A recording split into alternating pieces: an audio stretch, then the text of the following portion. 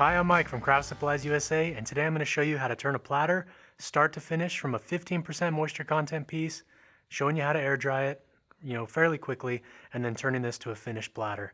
This piece is about 15% moisture content, so it's not soaking wet, but it's not dry enough to go from a round like this to a finished piece in one go. I'm going to have to let this air dry for about a week or two. We'll track the moisture content on a every couple day basis. But we'll go through some of the different tips and techniques that I've learned to help speed up that drying process to where I don't have to wait months for a piece to fully dry. So I've got this is an absolutely insane piece of Claro walnut. There's so much figure running through this piece, some gorgeous color streaking. I'm really excited to turn this piece and have it finished so I can take it home. But it's a 14-inch diameter platter by about 3 inches thick. And I've pre-drilled this for my screw center chuck or your woodworm screw, whatever you're going to be using. So really, really gorgeous piece of wood, but let's get this mounted on the lathe and start turning it down and roughing it out. One other thing I want to mention before I put this on, this side of the blank has the best figure in it, and this is the side I want up when it's on the table, so that's why I've drilled this for my screw center chuck on this side of the wood. So as far as mounting this, I'm going to get this set on my screw, and then I'll lock the spindle. On a smaller bowl blank, usually you can do it while the lathe's turning, but a piece this big, I'd rather just screw it on by hand. So I'm giving it some good pressure from the side of the blank as I rotate this on. All right, we're almost there. And then we'll just snug that down. I want to use a screw center chuck or a woodworm screw with a little bit of a spacer because I don't want that screw going really, really deep into the platter. I want to try and keep that screw fairly shallow, but still in there enough to give me good support. All right, and on a piece this big, let's definitely use our tailstock. Anytime I'm on a screw center or a woodworm screw, I always use my tailstock for support. And with my revolving center, I don't want to damage a bunch of material right here, so I'll use my little brass nut off my pen mandrel. That's going to help prevent that tip from pushing into the wood and ruining a 1/4 inch of wood fiber that I have to turn away. And then we'll snug that up, make sure everything's nice and secure as well. So for the initial turning process, we're going to true up the blank, make sure it's running true on the lathe, and then we'll start rough profiling the exterior of our platter, removing a lot of the bulk, which will help speed up that drying process as well. So give that a quick spin, make sure it's not contacting your rest, and then make sure you, on a piece, especially a piece 14 inches or bigger, have your lathe speed control all the way down when you start the lathe, and then slowly bring that up to speed. This piece is running fairly true, but a lot of times you get a piece that has it's really out of round or off center, and it starts throwing around, and you want to make sure everything's secure before you turn that up to full speed.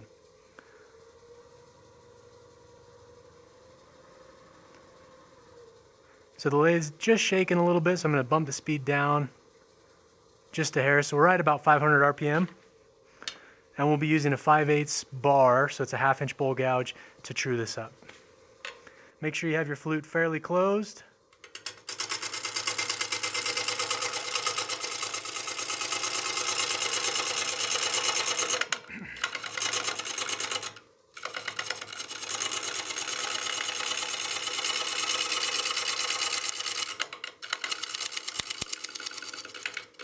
And we can start truing that up. You heard that ticking noise I had? I think I have a little piece of wood here that's going to come off. Yeah, there's a little bit of a check right here in the end, and that's probably going to splinter off, so I want to make sure I'm standing off to the side just in case that does. But we want to cut through that as well and get rid of that check.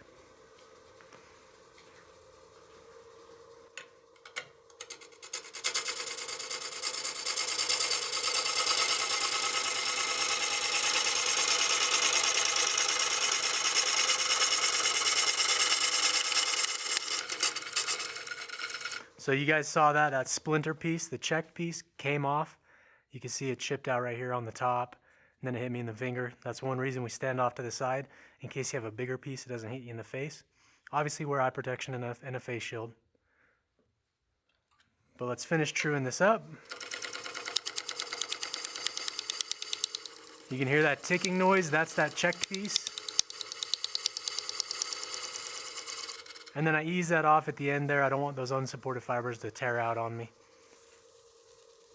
So we're almost trued up, still just a little bit out of round. Now that we got rid of a lot of that bulk, we can bump the speed up just a touch. So right now we're at about 600 RPM.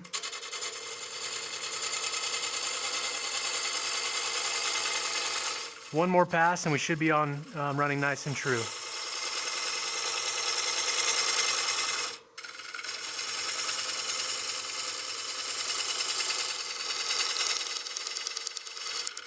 If I have a piece that has a check in and I can hear it, I'll move my fingers away from the flute of the gouge just in case it goes down the flute. I don't get a big splinter. I'll just get my fingers off to the side just as a safety precaution. Okay, but that's running nice and true. If we stop it and take a look at the surface, you can see that check we had there, a little bit of a crack. There's a little bit out around just there, but that'll be fine because we'll profile that away here in just a second.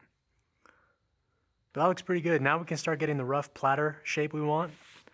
So I'm going to move my tool rest over just a touch and start facing off the backside here. All right, so I'm going to start truing off this face.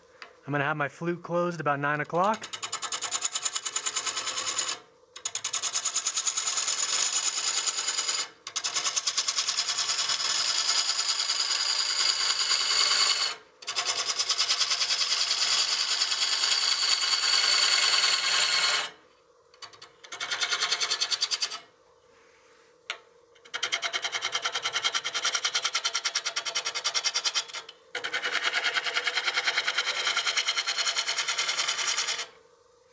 Adjust your tool rest in, make sure that tool has good support.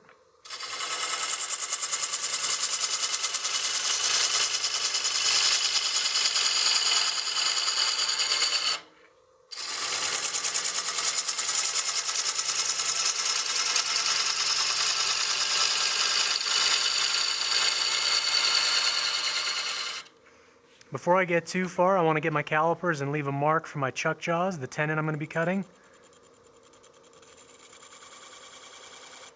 So that's going to be my rough mark for my tenon. So I don't want to turn past that. And now that we've removed a fair amount of mass, we can bump up the speed just a hair. It's a little bit too fast. I'll turn that down till the lathe stops shaking. Right there. So now we're at about 700.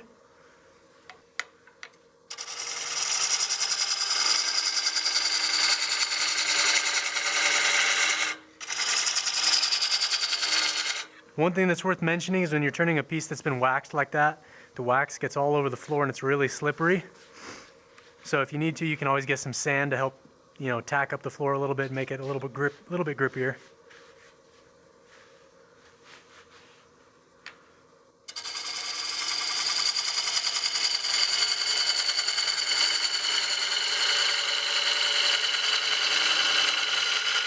Getting a little bit over my rest there, I'm going to adjust that.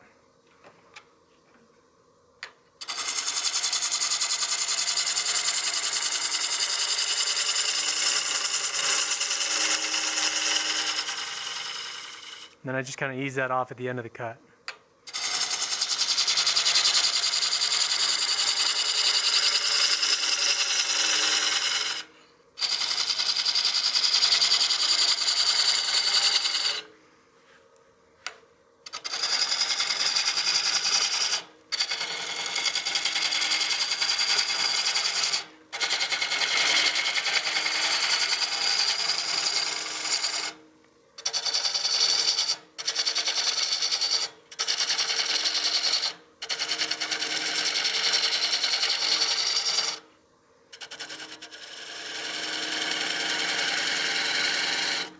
I'm going to start cutting my tenon. And that 5/8 gouge is just a little bit big, a little bit too rounded of a nose to get in there and give me a good tenon shape. So I'm going to go to my 3/8.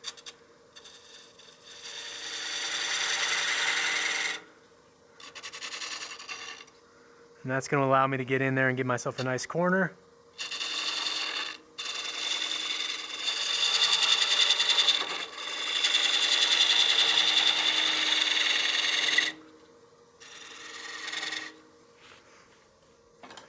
And if you need to, you could always go in there with a skew or a scraper or a dovetail scraper and just get in there and just clean that up a little bit.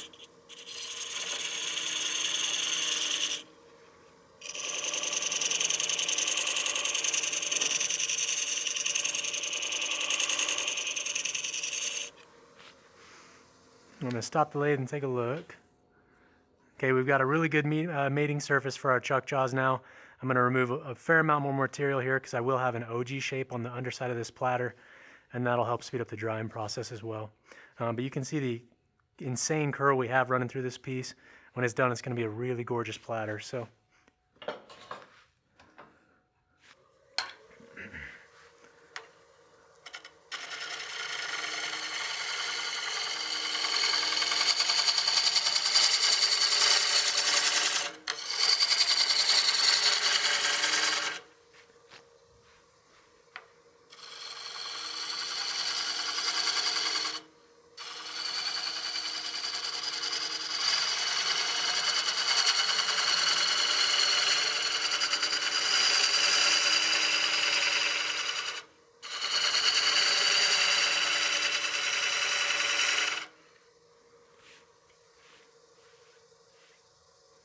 alright, I'm getting my rough OG shape here.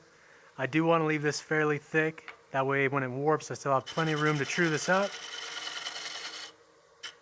I'm going to bump my speed up now that we've got rid of a lot of weight. Right now I bump my speed up to about 900 RPM now.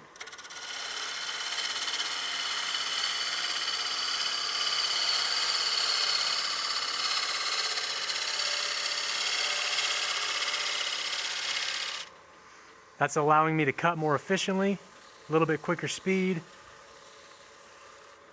And now we're starting to get our rough OG shape.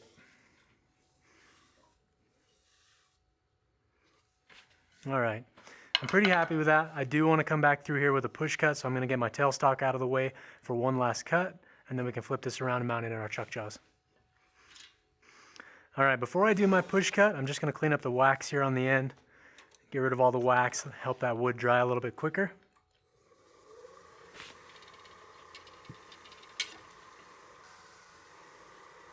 So I'm just going to skim that surface off, get rid of the wax we have.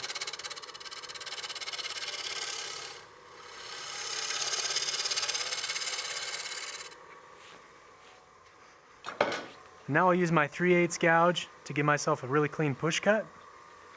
A lot of times that 5/8 gouge is a little bit less controllable when you're trying to do a really fine finishing cut. So it's nice to go to a 3/8. And I'm going to start with my handle really far away from my body, and I'm riding that bevel all the way across the surface.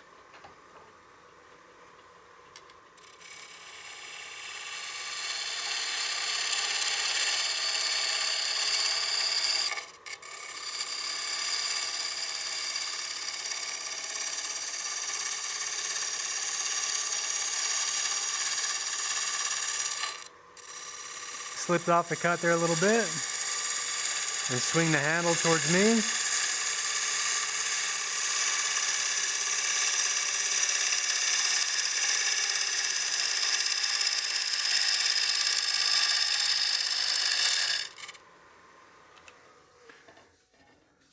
And you can see we've got a lot cleaner cut. There's a little bit of bevel rub we had, but that's a really clean surface. So when you're doing a push cut like that, it's kind of hard to see on the camera, but I don't have my hand on the tool rest at all. Whenever you put your hand on there, it affects how smooth you can control the cut. So I'm just floating my hand while I'm pulling down on it with my thumb, and then just letting my support hand on the handle push that through the cut. So push cuts are a really essential technique when whenever you're wood turning.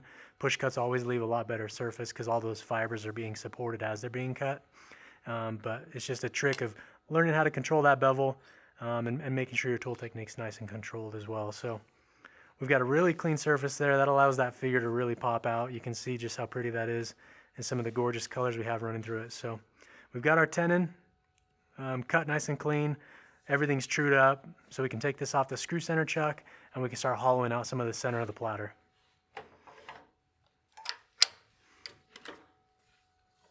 Alright, so we'll take our screw center chuck off the lathe, put our 4-jaw chuck back on. These are the 5-inch bolt jaws on a 14-inch platter like this. You could go a little bigger if you wanted, but the 5-inch tends to be a sweet spot for what I do. Now we can mount this back in the chuck. There we go. And then when I tighten my chuck jaws down, I push right from the center where that screw center chuck was, and then just crank that down.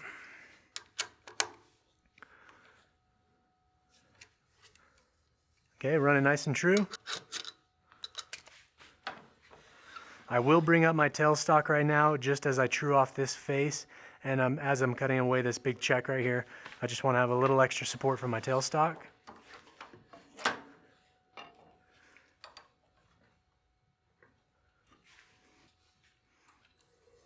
Alright, so I slowed my lathe down and I'll bring it up to speed now that we remounted it.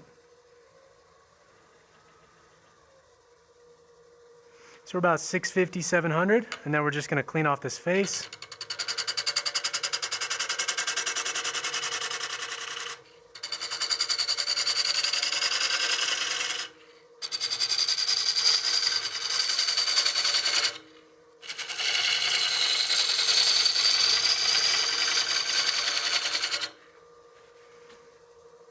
Move my tool rest in.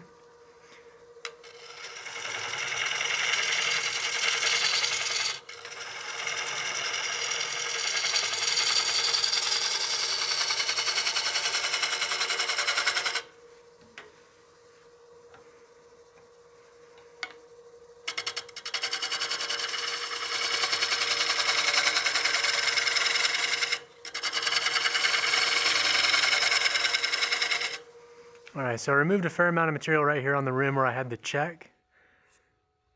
So I can see that split running right through here. We'll actually turn away some of the diameter just to cut through that. But we can do that once it's dry, just in case. But let's get our calipers and we'll mark the recess for our chuck jaws. So I'll turn that back on. And then we'll mark the bowl, we'll mark our platter.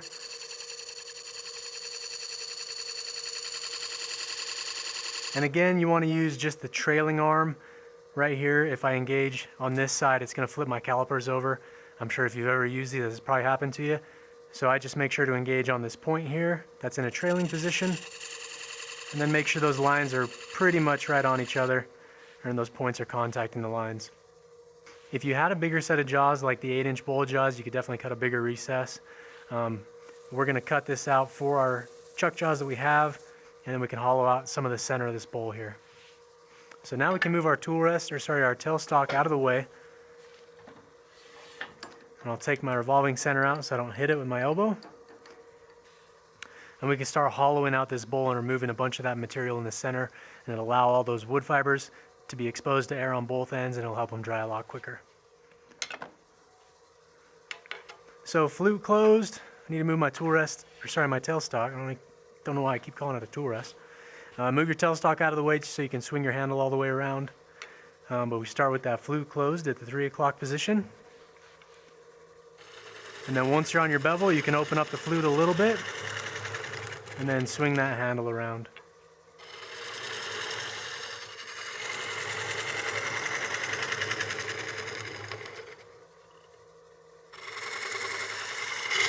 Ooh, got a good skate. Wasn't on the bevel.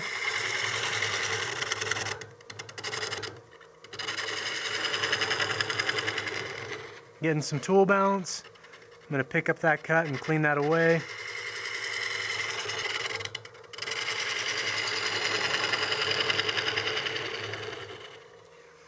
I'm going to clean up that surface where I had that skate.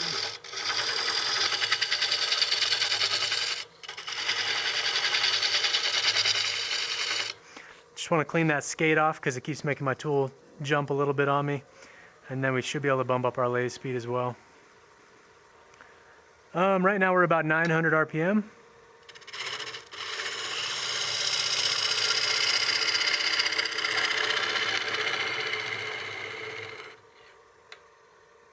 Flute closed. Once you're on the bevel, you can open it up.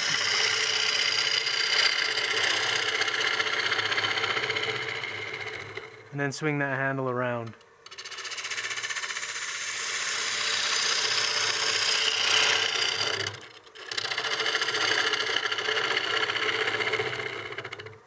Getting a ton of chatter, ton of bounce. My tool is definitely dull, so I'm going to go sharpen this. I'll be right back. Alright, so we got a nice sharp tool now. Should cut a lot better for us. Make sure the handle is away from you. Flute closed, get on the bevel, and then we can open that up. And swing that around.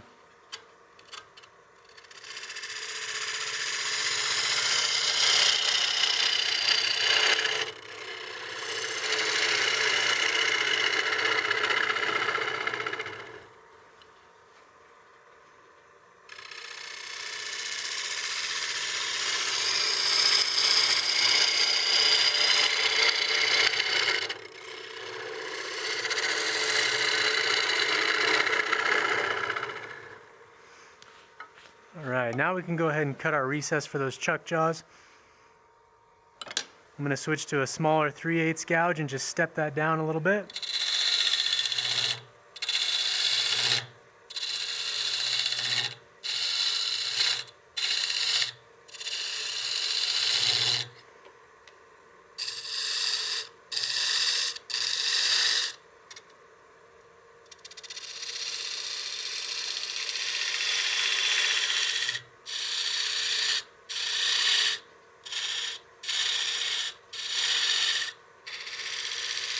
Once I get the bulk of that out of the way, I'll go to my skew to give myself a nice clean recess.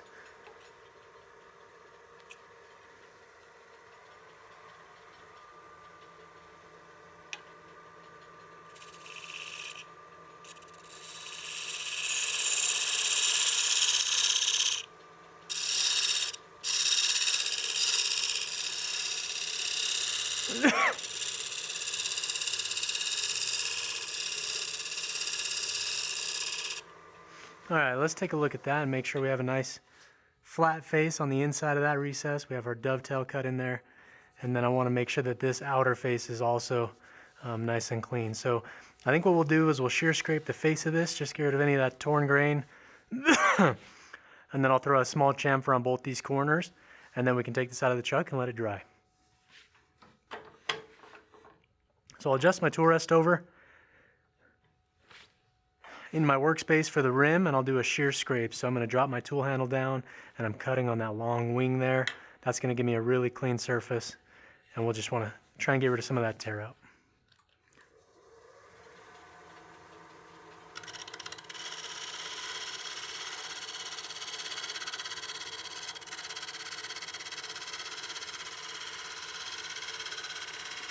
And the shear scrape doesn't remove a ton of material, but it leaves behind a very clean surface.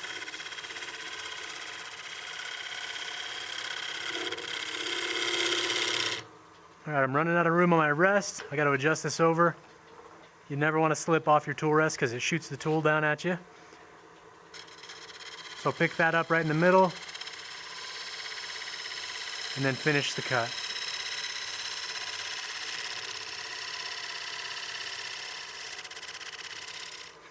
And then I'll get in there, rotate that flute over, and just kiss the corner of that.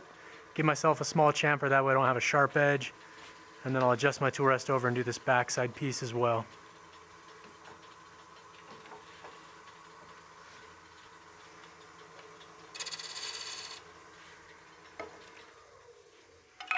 All right. So we have a lot better surface. That got rid of all that torn grain we had. We've got our recess for our chuck jaws, so when we remount it to true it up and finish turning it, we've got a really good holding method here instead of just using a jam chuck or something. We've got a rough profile here on the back side.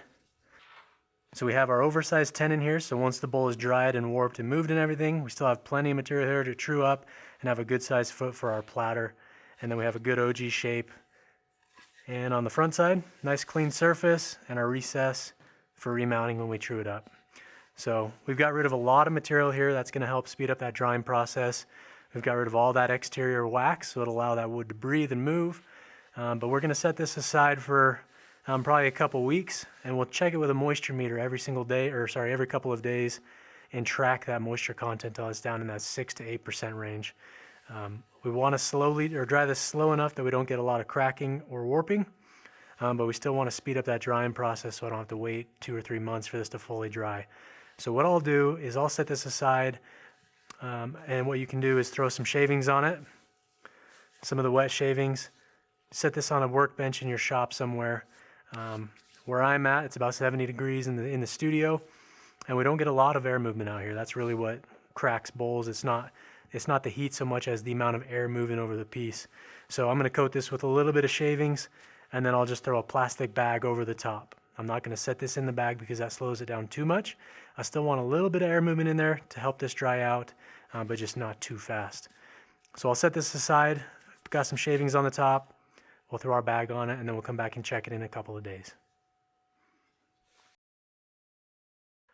All right, so it's been about 2 weeks since we initially roughed this out. And I got a misread on the moisture content when we first read it. I said it was about 15%, but we were closer 18 to 20%. So we did get some surface checking. And on day 2, I came back in here with some CA glue and just sealed those up to prevent them from cracking worse and spreading even further. And then I covered them up just a little bit more. But now we're down to that 6 to 8% moisture range, and it's only been about 2 weeks. So you can see how thick this piece is. Going from 20% to 6 in 2 weeks is really good. Obviously, depending on your climate, it might change for you as far as the time frame and how dry it'll get. So I sealed these up. It's ready to turn. We got some movement in the piece. It did warp a little bit, but we really didn't get any bad cracks or anything. These surface checks will turn away because we have plenty of material. They only go in there about 1/8 inch or so. So we were able to turn this piece, rough it out, and dry it in a pretty short time frame. So we did get a little bit of movement out of it, but our recess is still concentric enough to hold the piece for us securely. And because of that prep work and putting that recess in there, that's going to help us out remounting the piece instead of having to use a standard jam chuck or something like that. So let's go ahead and get this mounted. Push that from the center as you're opening up your jaws, and then tighten up both those pinion gears. We'll give that a quick spin and just make sure everything's running true. For the initial roughing process and getting our shape that we want, I will be bringing up my tailstock, just giving us some extra support, some pressure into the piece. All right, I'm going to bring up my tool rest at the center working height, and then when we're doing the shear scraping on the outside of this piece, we're not going to be removing a lot of material because we pretty much have our curve and shape that we want. We're just going to be refining that. But I do want to have my tailstock in place as often as possible. And I don't want to have that center point damaging a bunch of the fibers right in the center. So I'll be using just a brass knurled nut off my pen mandrel to prevent that from, punching a big divot into the wood. That'll give me a little extra support as well. And then I'm just going to double check my tightness on my chuck jaws. Give that a quick spin, make sure you're not contacting your rest anywhere. And we should be good to turn. So let's get our safety glasses on. All right, so I like the curvature we already have, so I just want to refine that, so I'll shear scrape this.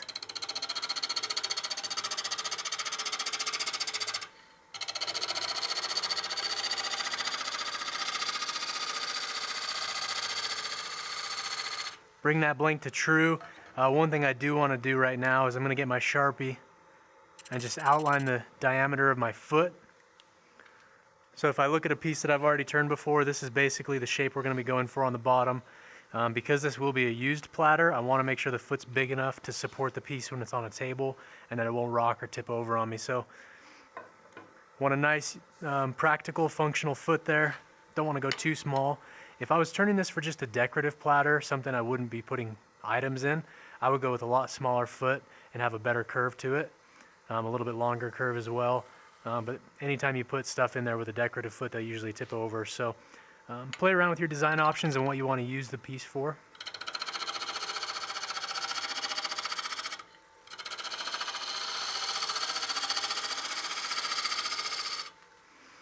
Kind of running out of room there, so I'm going to switch hands and do it from the right side now.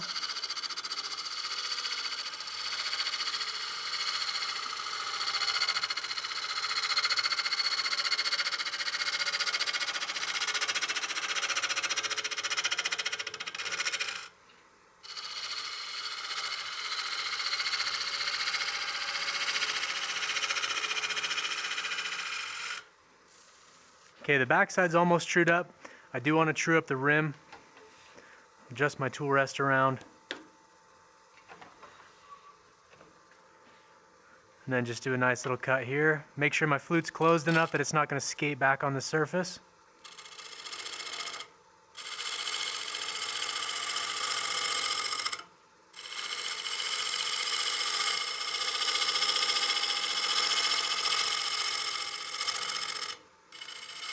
And then I want to slow down the cut when I get towards the face of the platter. I don't want to blow out those fibers.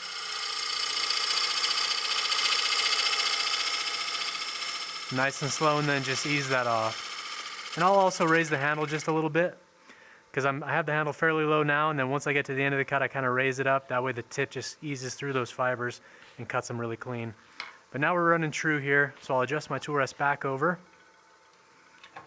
And I'll true up our foot and get some of that out around material out of the way.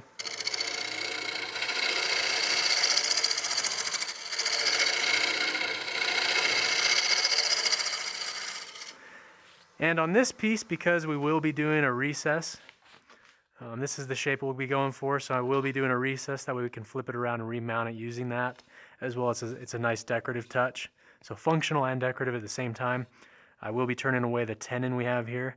It's kind of a shame to remove that material because it's so pretty, but for the design and function aesthetics, we will be taking that out. So we can start stepping that down.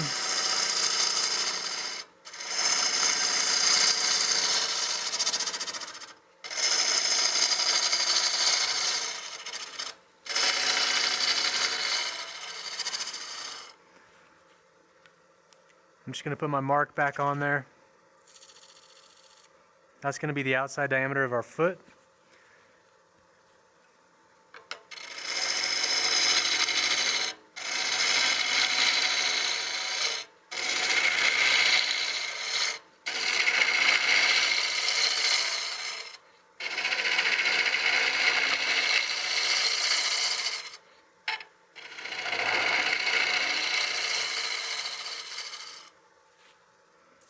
Okay, so we've got rid of that material.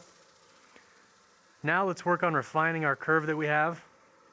So I'll adjust my rest back out a little ways. Ideally, I want to center that post in my working area. That way it'll give me more support with the rest and less flex. And then we'll drop our handle down and do a shear scrape here. So we're cutting on the bottom wing.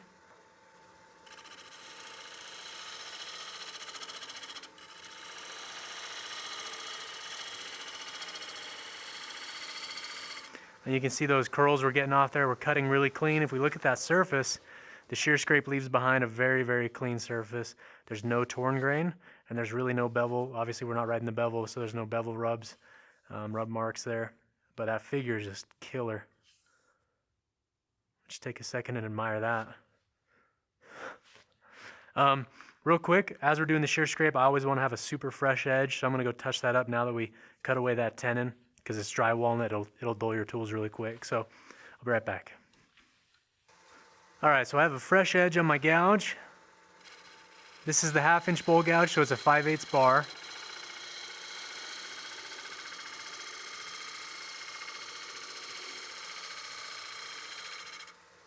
Once I run out of room, I'm going to switch sides. If you're right-handed, obviously you just start in this position.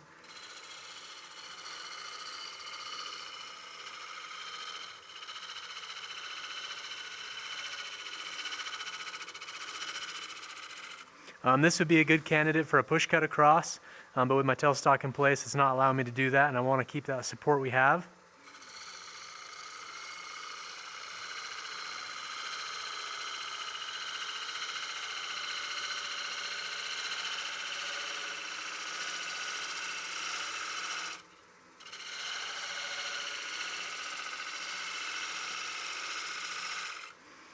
And as I'm refining that curve, it's a good idea to stop the lathe every now and again and just take a look at the curve you're getting. Look at the horizon line and see if the shape looks pleasing.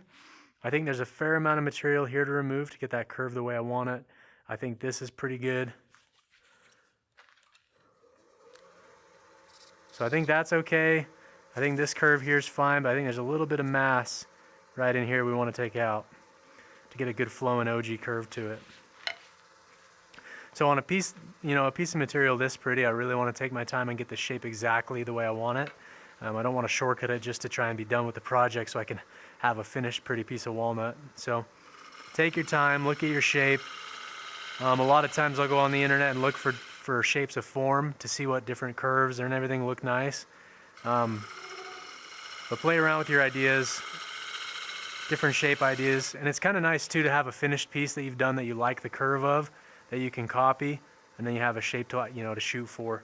It's always nice having good examples to look at while you're turning your pieces.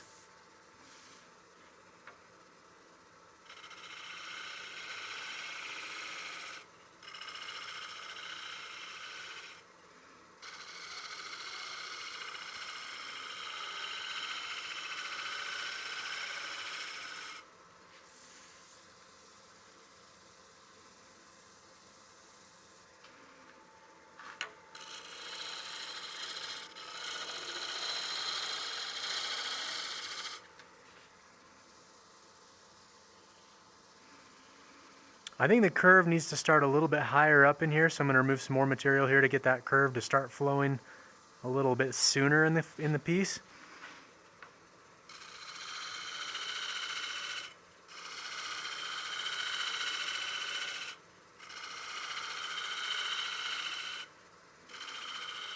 A lot of times when I'm turning, I'm not looking at the cutting edge, but I'm watching the horizon line at the top of the piece to see what the shape's looking like. I think that looks a lot better.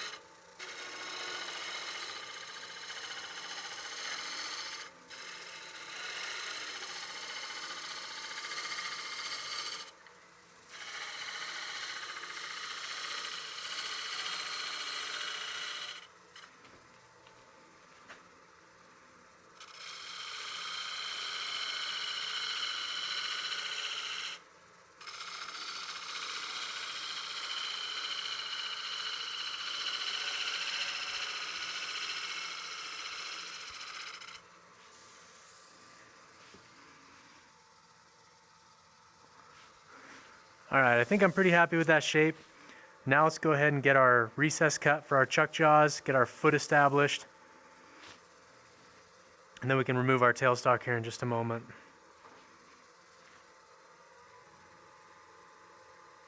That's better, that's a lot less bouncy.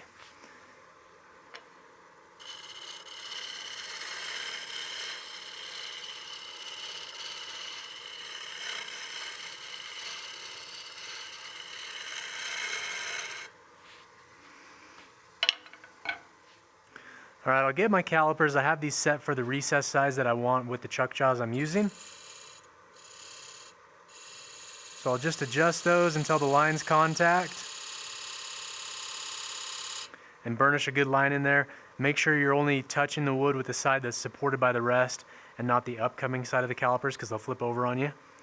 So I always just make sure my tool rest supported end is touching, and then you just adjust the calipers left or right depending on where the line meets up. So that's going to be our mark. All right, so I want that foot to be about 1 inch wide, so I'm going to mark that, and then obviously this darker line here is going to be the recess for our chuck jaws. So I'll just cut that in there a little bit with my skew. That way I don't cut through that line or my pencil mark and lose it. And then on the foot, I do want it to be concave, so I want this to slightly slope towards the center on the foot. I think it gives it a nice pleasing curve, and plus it's going to be contacting your table on the outer rim. So that's what we'll be shooting for as well.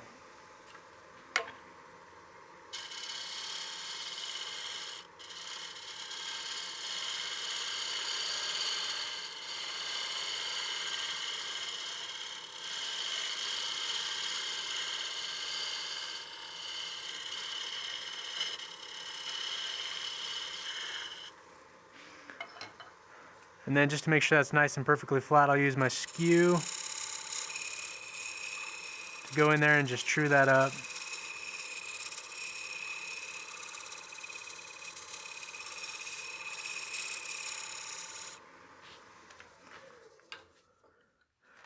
And then I can check it with the flat of my skew to make sure that everything's running flat and that it's concave.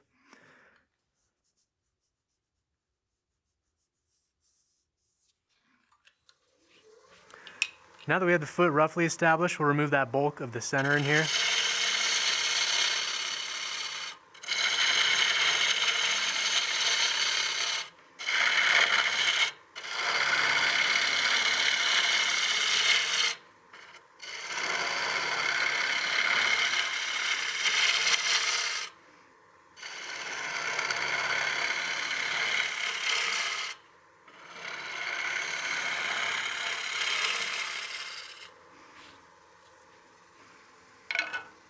All right, now that we have a lot of that bulk out of the way while the tailstock was supported, we're going to need to remove that just so we can get clearance. And before I take the tailstock off, make sure your chuck jaws are nice and snug still, because a lot of times as you're turning the piece, it might loosen up a little bit, or if you walk away for a half an hour and come back, the wood can move on you. So just make sure everything's still snug before we get rid of our tailstock. And then we can bring our tool rest over.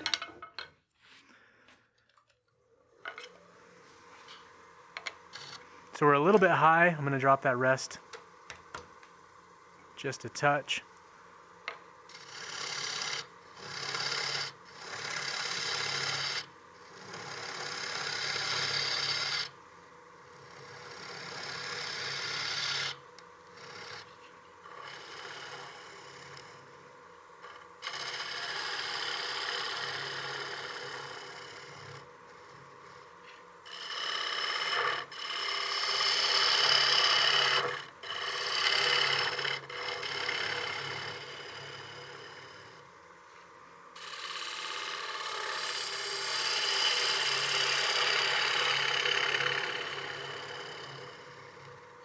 And then we're just removing that bulk so we can have a nice recess for our chuck jaws, so that's what we're shooting for.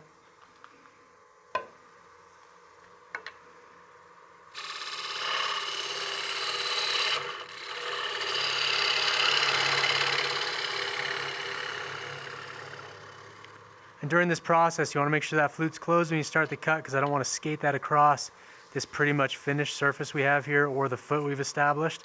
So make sure your flute's nice and closed until you're on your bevel, and you can open that up a little bit and then start making your cut. So now that we're running out of room here, we're going to start cutting from the other direction. Just move my tailstock out of the way a little bit, and then we can bring that up as well. And now we're cutting from the center towards the rim.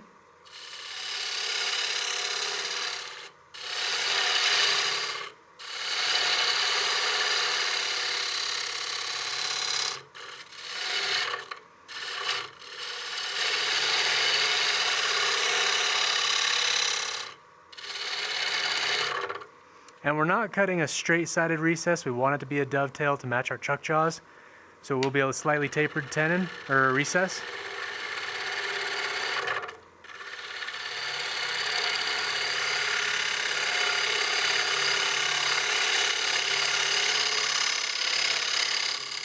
So once I get down near the corner, I roll the flute and close that over. That way I'm cutting more on the tip of the tool, and I don't have that rounded bottom edge of the wing, removing and changing the shape of my recess.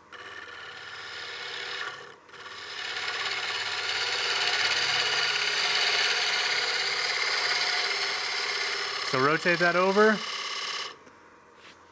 and then now we can go back in here with our skew, and that'll cut our nice tapered dovetail recess.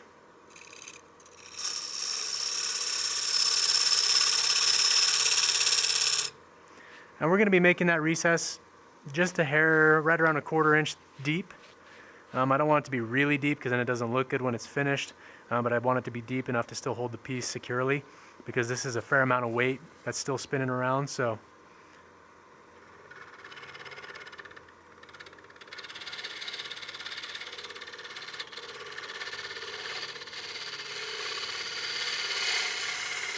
then rotate that over, and I'm actually going to switch to a smaller gouge. I'm going to go back to my 3/8. That'll allow me to get into that corner just a little bit better.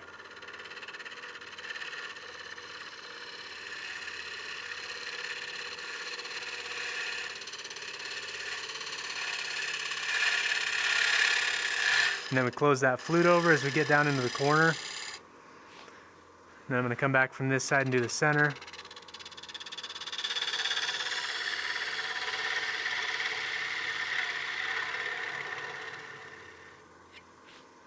All right, let's stop the lathe and we'll take a look at our surface. Using the gouge to come in here and cut from the center towards the recess and then back from kind of in the middle towards the center gives you a really clean cut instead of just scraping that entire surface. We're getting a good bevel riding cut. But we've got a nice crisp corner down in the bottom from our skew. That's going to give us a really good secure hold. Got a little bit of tear out right here. I'm going to clean that up in just a second.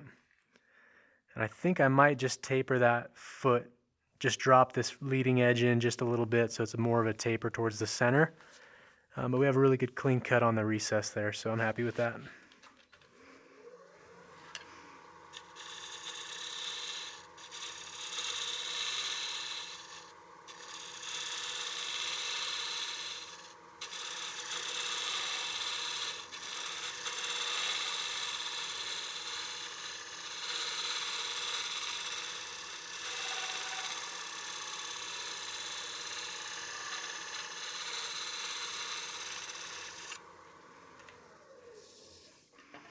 Okay, if I get something that's straight, put that on the flat. Should be tapering towards center. You can see, obviously this is exaggerated, but that's what we want. We want this to be the leading most edge. This will be contacting your table, and then the rest of that foot will be on the inside. That way if it warps at all, it's not going to make your platter rock on you. So,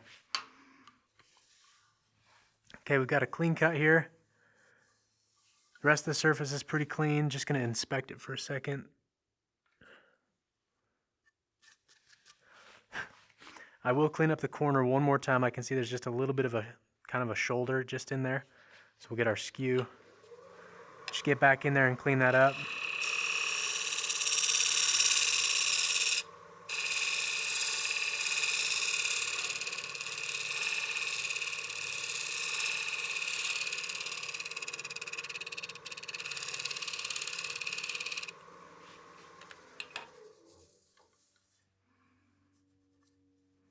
Okay, there's a teeny little nub in the center. I'll turn that away and then we can go ahead and sand the outside curve. I'm going to look at that one more time and see if there's anything else I want to change. I might actually shear scrape this one more time. I think it's still just a little bit heavy.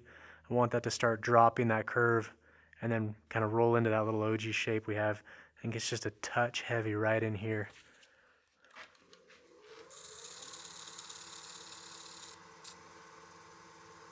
Although overall it's a really pleasing curve as it is, but I do want to refine it and do this piece justice. It's pretty rare that you get a piece of walnut this figured, and I really want to take the time and make sure that my curve is spot on.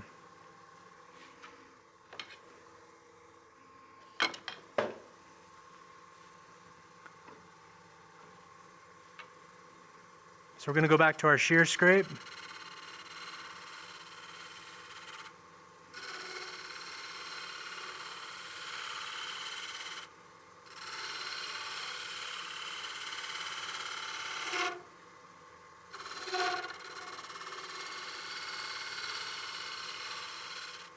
You hear that little bit of chatter we had? I was contacting right on the corner of the wing, so I just brought my handle towards me just a little bit, and then I'm cutting on that nice radiused edge.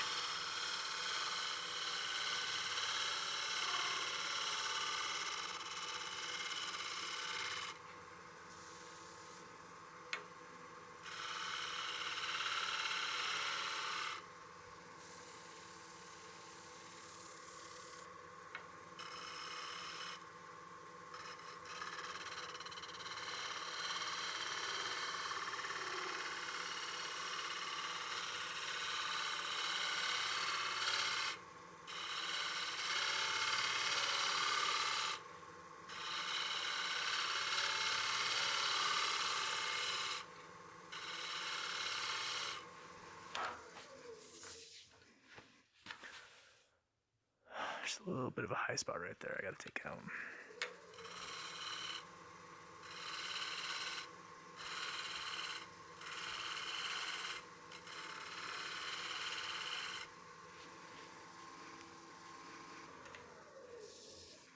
All right, I'm really happy with the surface we got off the tool.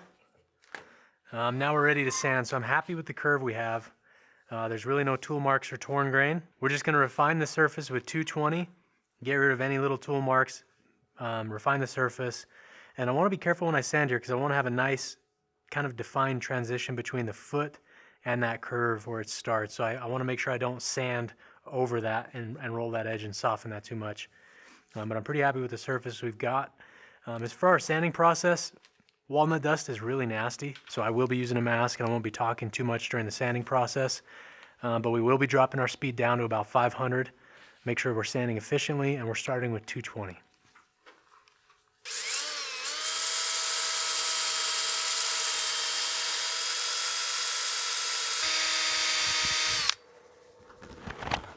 All right, when I'm sanding that foot, I'm being really careful to not sand over that transition line between our curve and our foot. You can see me working just the very edge of the disc holder right there. And then same thing when I'm sanding the curve, I'm stopping right at that line. I want to have that be a nice crisp line. I don't want that to be rolled over and softened too much. So definitely pay attention to that when you're sanding.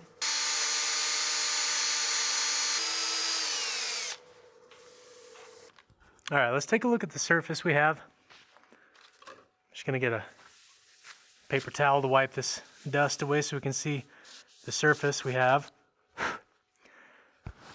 But if you take a look at it, you want to make sure that there's no torn grain or anything left behind before we start moving up to our finer grits. And we also want to make sure that the surface is being refined to a good level and we're not leaving some really, really deep scratches, and that our detail line is still nice and crisp. I think I might actually touch that with the tool just a little bit just to refine that. Once we get up past 300, I think it's okay. I can still feel a really crisp line. But just inspect your surface before you move on to your finer grits, because those 320 and 400s aren't going to get rid of any really bad tear out or any serious scratches you have, especially if you started with 120 or 180. So I'll get my 220 paper and I'll sand that recess and make sure that's nice and crisp because I can't get in there with the disc holder. So we'll take the sheet off and just touch that up, and then I'll soften the edge of that corner where the recess is, because that's fairly sharp and you don't want any really sharp corners on your pieces. Again, the sanding speed's about 500. Anything faster than that, you can damage the disc holder. The wood can heat check on you. It'll trash your holders as well. So I'm just gonna get in there with the disc, and then I'm just gonna soften that up with the 220. That way it's not too sharp and it'll cut you. So really happy with the curve we have. That'll be really nice, especially once we roll the bead on the rim. So that'll be really pretty. One thing I will do once we're done sanding is I'll get my skew and give myself a nice little accent line, little detail line right here. I'm gonna put a nice little detail line in there after we're done sanding, break up that long flat surface area, as well as it kind of gives you a nice outline area to sign your name. Gives you a line to sign around the curve of that as well. So I think we're ready to go to our 320.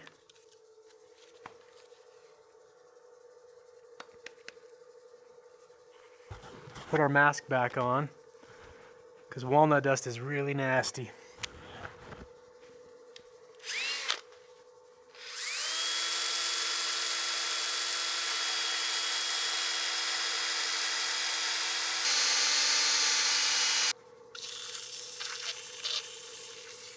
All right, and before we go on to our finer 400, 600, 800, I want to raise the grain on this piece, and that way we can sand that and kind of denib it a little bit. So I'll get a bunch of alcohol on a pad, and this is going to swell the wood fibers up, and then we're going to cut those back so we have a really ultra smooth surface. But you can see the figure in that piece is just unreal. Hopefully that's coming up well on camera for you guys, but that is just unreal. That's exhibition grade walnut right there.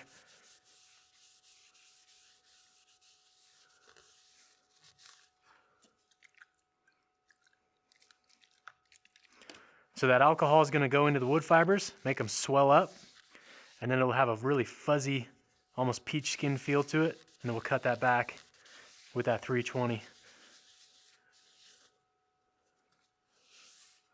Now, that's just a gorgeous piece of wood. All right, we'll turn the lid back on and just let that alcohol flash off for a few seconds. All right, so now that we raised the grain, I'm still on the 320, so we'll go back and hit it one more time with 320 before we move on. We'll get our dust mask.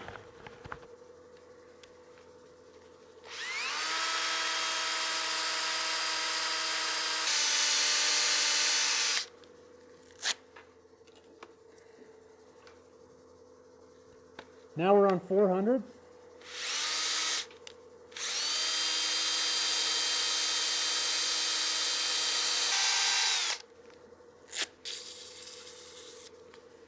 All right, now I'm ready to cut that detail line in the bottom.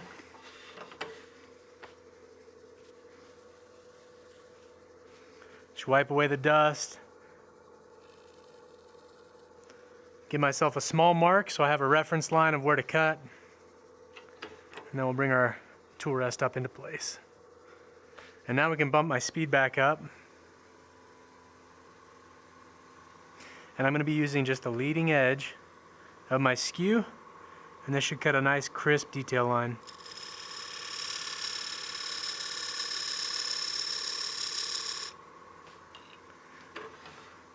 And then I can get my 800 grit paper and just soften up those edges if there's anything. And we should be set. So before you move on and you put all your sanding stuff away, inspect your surface, make sure it's free of imperfections. If there's anything left behind, go back, sand all the areas that you have an issue with, or if there's any torn grain, get that stuff taken care of before you move on. Before we move on and flip this around, I do want to clean this with some denatured alcohol and then throw a coat of sanding sealer on. That'll give us a nice surface for our final finish.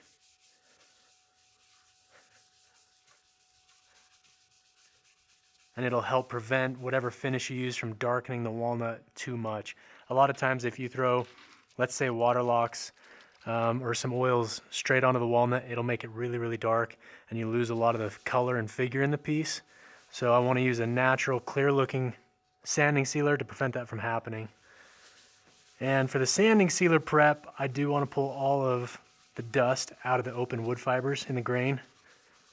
Get those cleaned out. I don't want to trap all that dust down in the wood fibers because it just doesn't look as good on a final finished piece.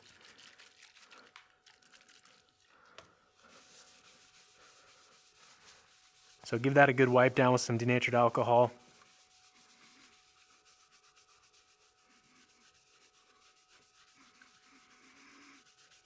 It's just like cabinet finishing. You always, use a tack cloth, blow out the wood fibers. You don't want to trap all that dust in there underneath a bunch of finish because it just doesn't end well.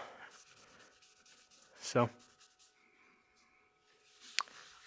we got a really good shape. I'm really happy with the curves we have. The nice OG flowing outside.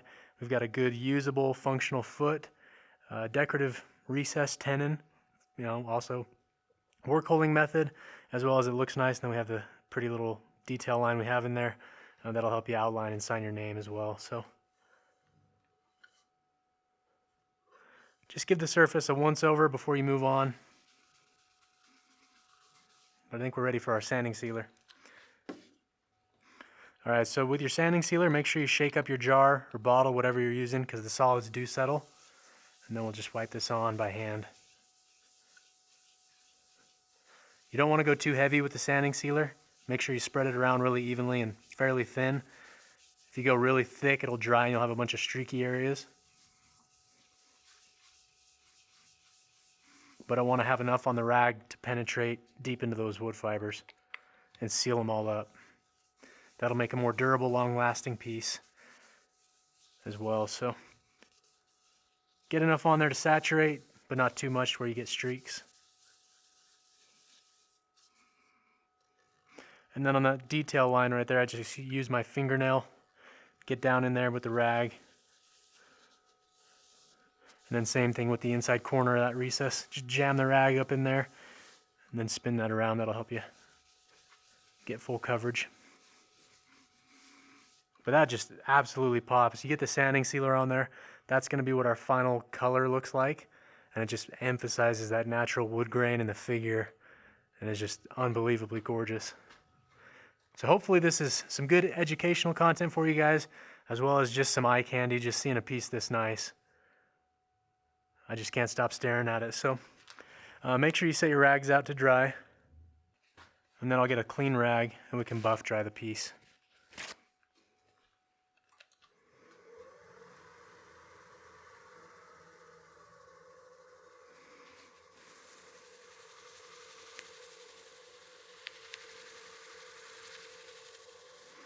You can see as it's drying you get a little bit of some streaks, but we'll cut those back here in just a moment.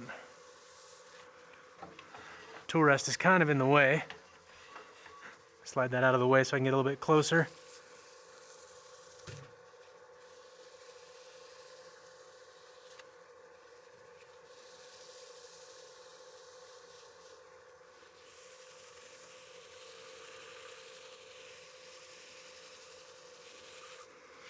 Once that's dry, let's cut back any of the marks or streaks we have. You can use steel wool. I'll be using this. This is the 2500 grit Merlon. Steel wool works really well. But we're just trying to knock those high spots down.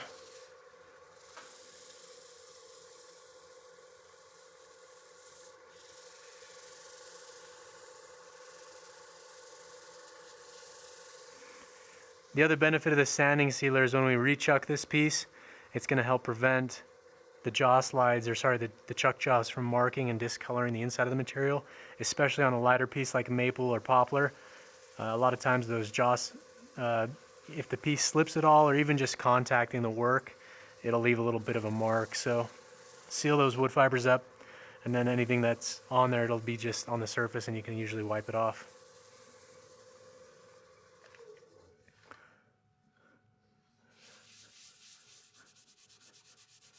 Still have some streaks. I'll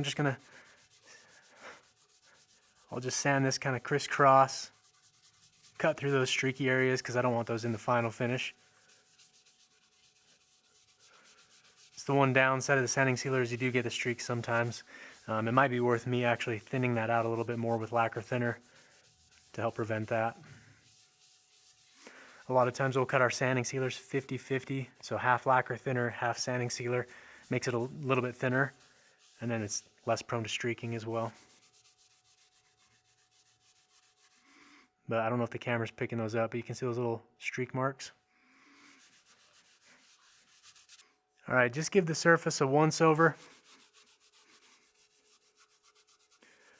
Make sure there's no issues before you move on, because once you take this out of the chuck, it's probably not going to run true again, because we do have an oval recess that was there when we initially roughed it out. It's not going to be a good piece or a good recess to remount on without it going out of true. So we want to do everything we need to do on the back side of this piece before we take it out of the chuck.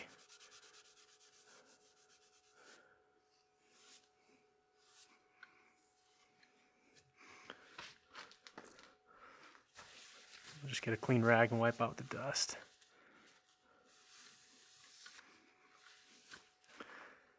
Okay, but I think that surface is done, complete, and ready to turn around, and we can do the inside of the platter and then get this piece finished.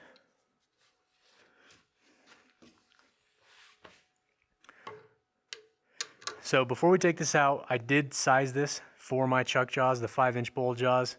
I found that to be a really good size of jaw for most platters this size. You know, anything 10 plus inches or bowls in that 10 plus inches range gives you plenty of support for your piece, as well as it's like the perfect size to have the foot size I need for most platters. So I've come to like this size of chuck jaw a lot. I use them most of the time.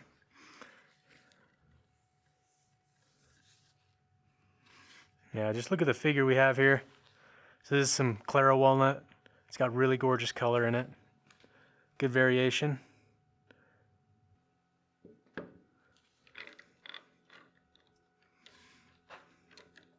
When I remount this on my chuck jaws, one thing I did do is I sized this to where I had my chuck jaws completely closed, and that was the size of recess I cut. That way when the jaws are open, there's just a 1/16 of an inch gap between the jaws, and that'll engage the entire chuck jaw surface all the way around, so I won't have a bunch of little points from the corners of the jaws, and that'll give me a lot more secure mounting method as well.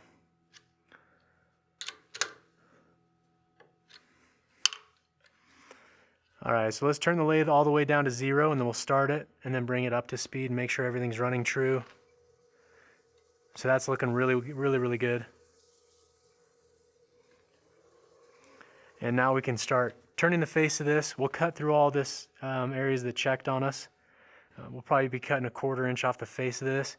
And then there was a little bit of natural checking that was already in the piece before we roughed it out. So let's get set up for that, and then we'll start turning out the bowl. All right, so now that we have our piece mounted up, we can start turning the face here. We did leave for a little bit, so I just want to double check and make sure my chuck is still tight and the piece isn't going to move on me. Sometimes you'll come back after an hour or so and those pieces will move a little bit on you and loosen up. But now that our piece is secure, we can turn up the face. We're going to cut through all the surface checking that we had, get a good clean surface underneath here. Probably a 1/4 inch of material we'll have to remove. And then we'll lay out our rim diameter and then start hollowing out the center of our platter. So because we've remounted it, we'll start the lathe with the lathe stopped, and then we'll bring it up to speed. Always stand off to the side when you're bringing up a piece that you've remounted.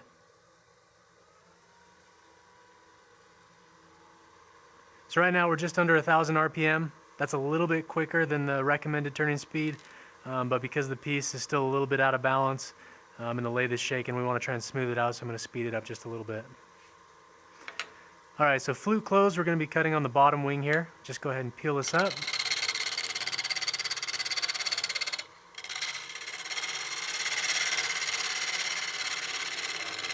Try and block some of those shavings. If you need to, if you're right-handed, obviously you stand over here.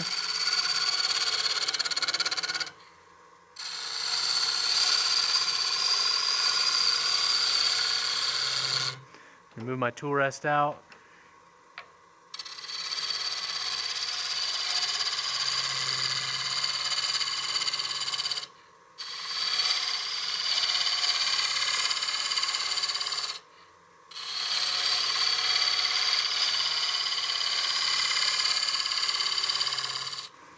I'm going to stop the lathe and see if we're cutting through those surface checks that we had. We do have an imperfection here on the corner, and then we've still got some of that surface check coming down here, but we'll cut through that.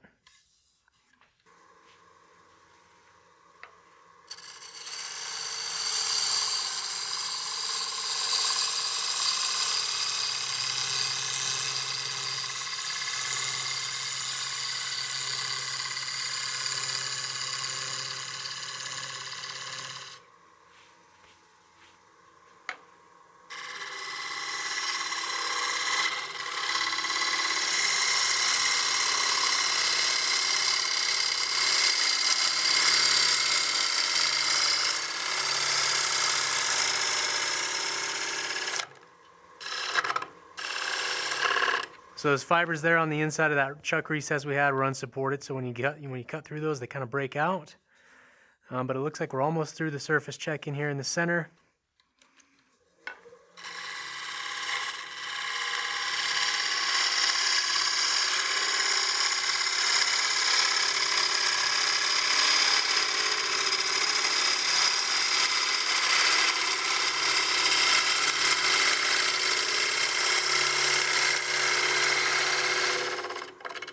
And then I'm running out of tool rest. So I'm going to stop right there because I was running out of rest length. But let's see. Okay, we've almost cut through all the way. Got just a tiny bit of a surface check there. And then we have that thicker one here on the end we're going to cut out here in just a second.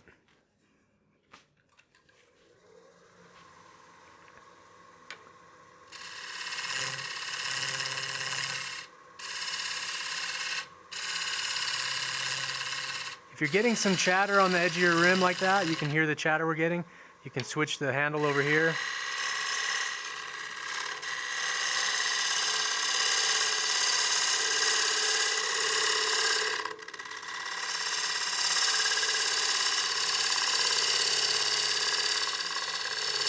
And then I slow down and ease the cut off on the edge because I don't want to slip off that and tear out a bunch of fibers. Let's take a look at that surface check. So there's still a little bit here. That was there before we even started to dry. And then this is about a 1/16 or so deep still in there. I can see it here on the top of the end grain. So we're almost through all the surface checking, and then we can lay out our rim and decide how much rim we want to show. you know, with a piece that's as figured as this, we might want to go with a little bit thicker than normal rim just to show off more of that curl, but we'll see.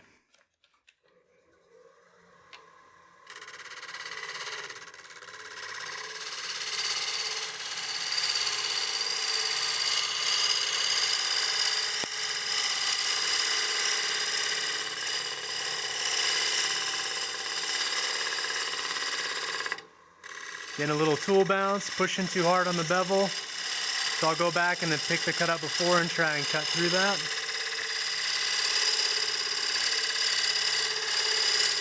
And then I ease that off there at the end. All right, I'm just inspecting the surface to see if we've cut through all that check and the cracks we had in the surface. It looks pretty good. There's just this little spot right here that's left. But I think now we can establish the rim thickness as well as the rim width here on the face. So I'll turn my lid on. We'll just throw a pencil mark up there and just eyeball. Take a step back and see. I think that size of rim is pretty close to that 1/3, 2/3. You know, the golden rule. Usually 1/3, 2/3 is a good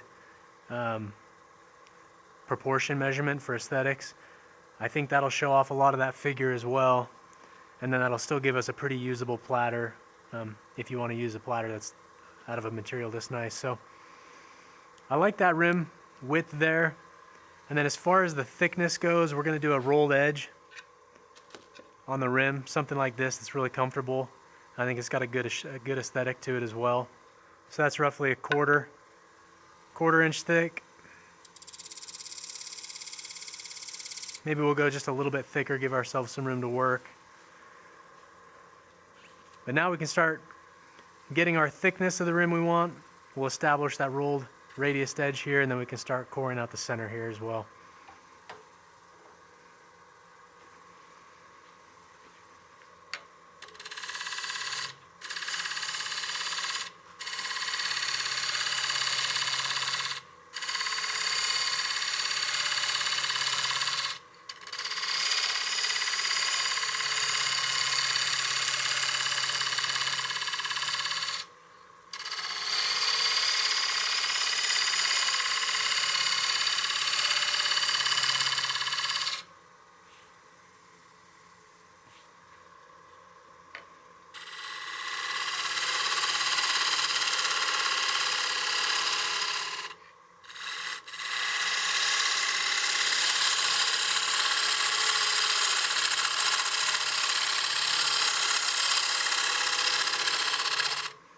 One thing I'll do as well is, I think on a piece like this it would be kind of nice to do a little small decorative bead here on the inside of the rim. So I'll leave enough material here that way we can roll a bead and still get to our final thickness that we want. So right now I'm just establishing our rim.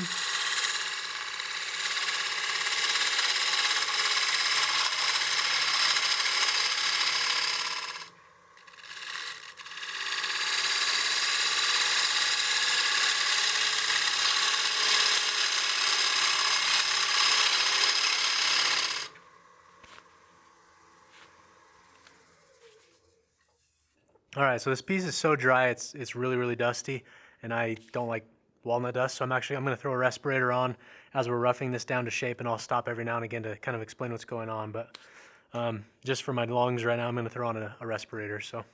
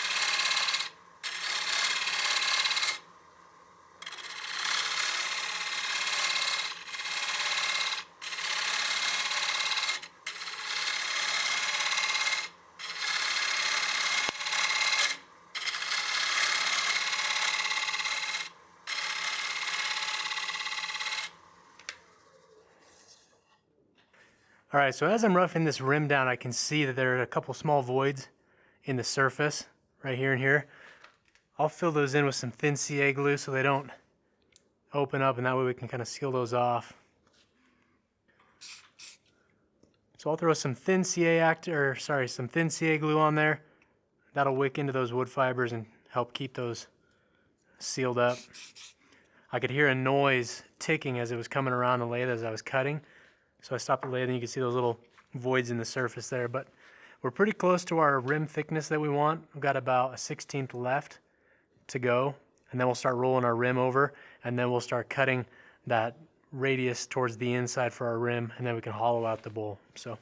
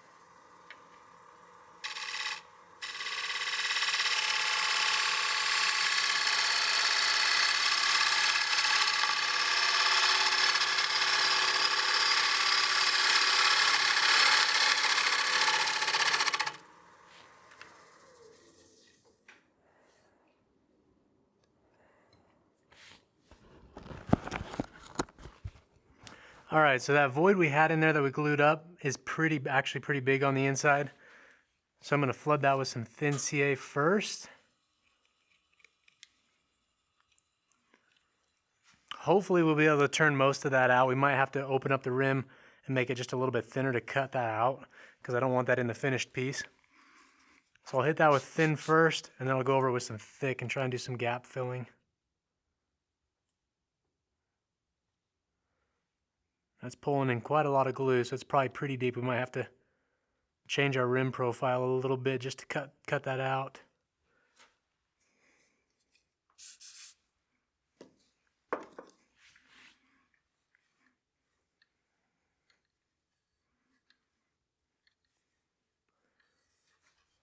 Just give that a second for that glue to activate before we turn the lathe back on. But I think we're okay. So now that we have our thickness established, I want to start radiusing the rim, get that profiled and done, and then we can decide how much taper we want in the rim that goes towards the center. You can see we have our radius rim here, and then we want that to taper towards the center. And when you pick it up, everything kind of flows towards center. It's more comfortable feeling platter as well. So let's get our dust mask back on, and we'll keep turning. For the radius on the rim, I'll be using my skew as a scraper just to roll that around, and then I'll come back from this side and roll that over as well.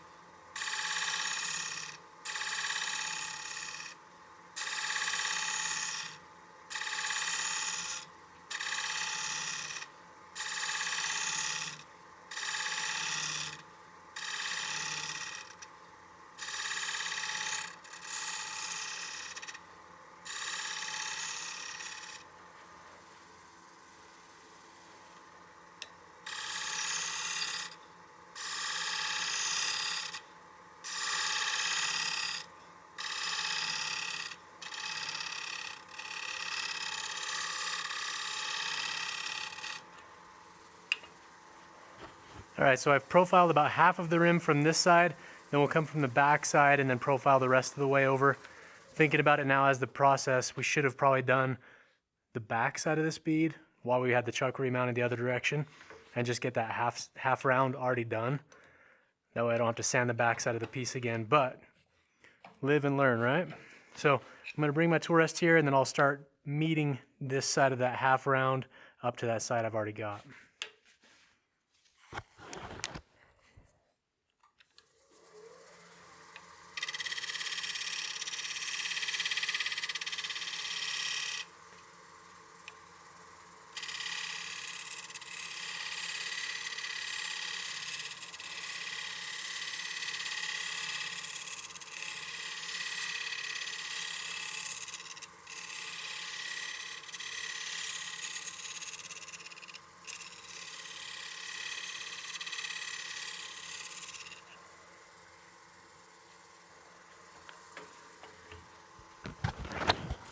And when I'm making these cuts here on the rim, I want to be very controlled, take really light cuts because I'm pretty far away from the jaws and it's not as supported as down in here. So I want to make sure I'm using a tool that's not going to be aggressive. So that's why I'm using a negative rake scraper and then just light cuts, controllable cuts.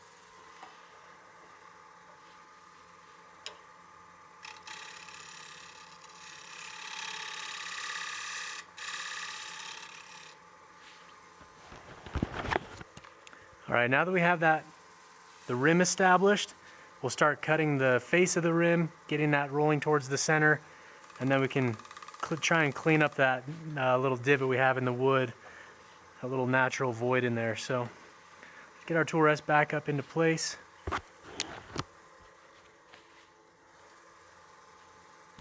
And I'm going to switch to my 3/8 gouge. It's going to be a little more controllable, and I'm going to be taking pretty light cuts right here.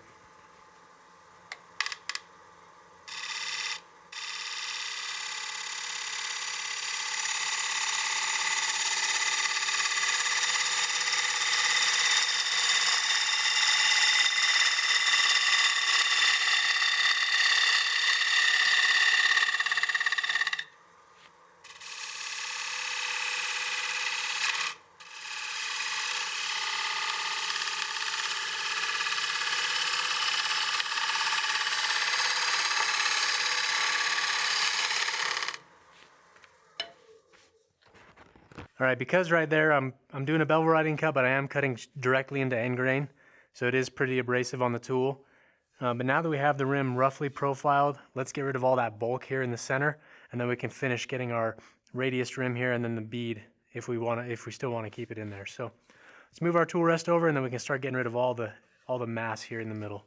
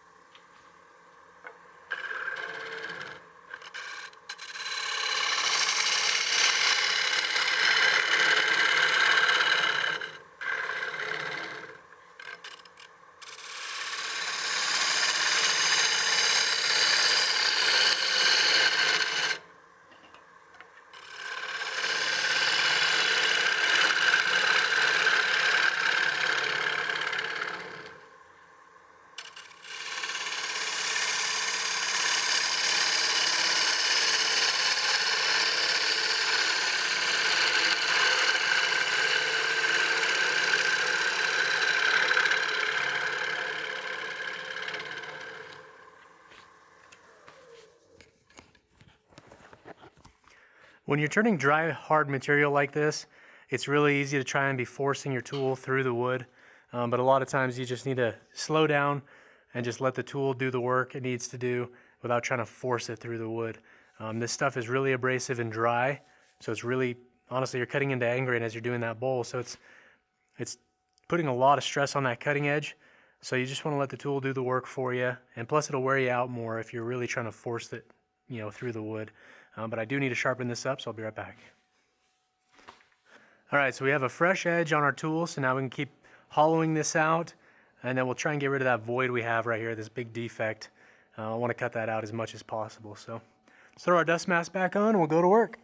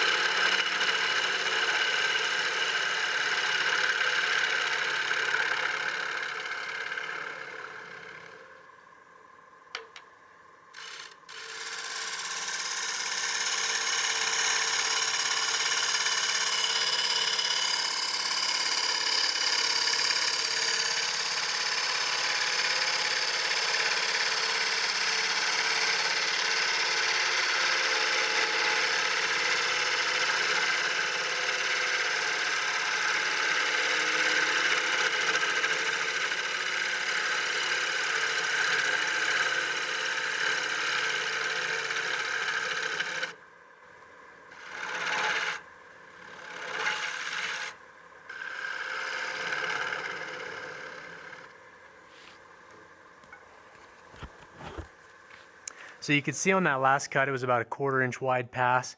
So my feed rate had to be much slower than when I'm taking a really thin pass.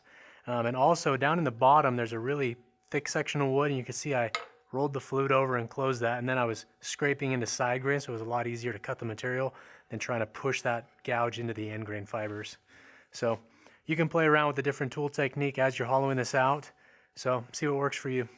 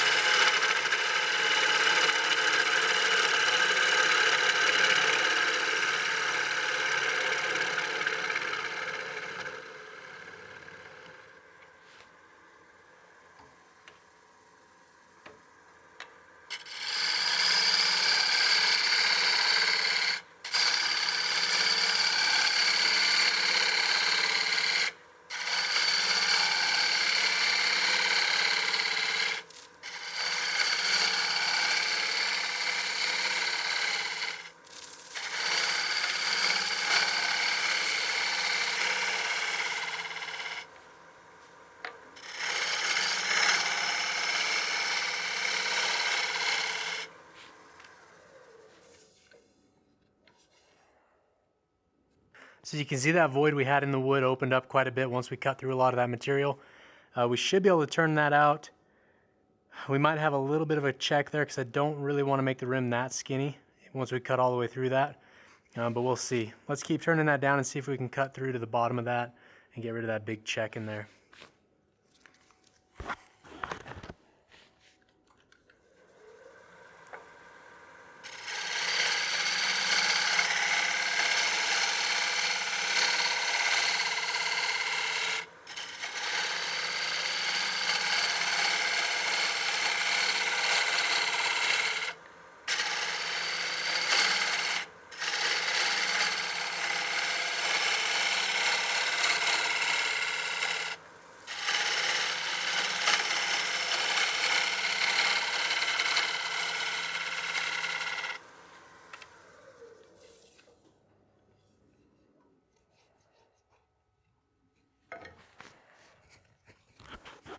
I'll saturate that again with some more thin CA, try and help keep those fibers together.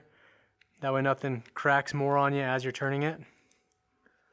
Try and help keep those wood fibers together as long as possible until we can cut through that. It's interesting turning a piece like this too because there's so much curl in it. Even though we're cutting technically side grain, there's end grain and side grain because those fibers are doing this throughout the piece. So no matter which way you cut it, it's going to dull your tools pretty quick, especially being, dry walnut. So on a piece like this, well, any turning in general, sharpen your tools as often as possible. It'll help make the process a lot easier on you and the tools. But the figure in that's just killer. So there's going to be a ton of material here we need to remove to get the thickness we want, so it's not a super heavy piece. But it's coming together. So a little slow, but we're getting there.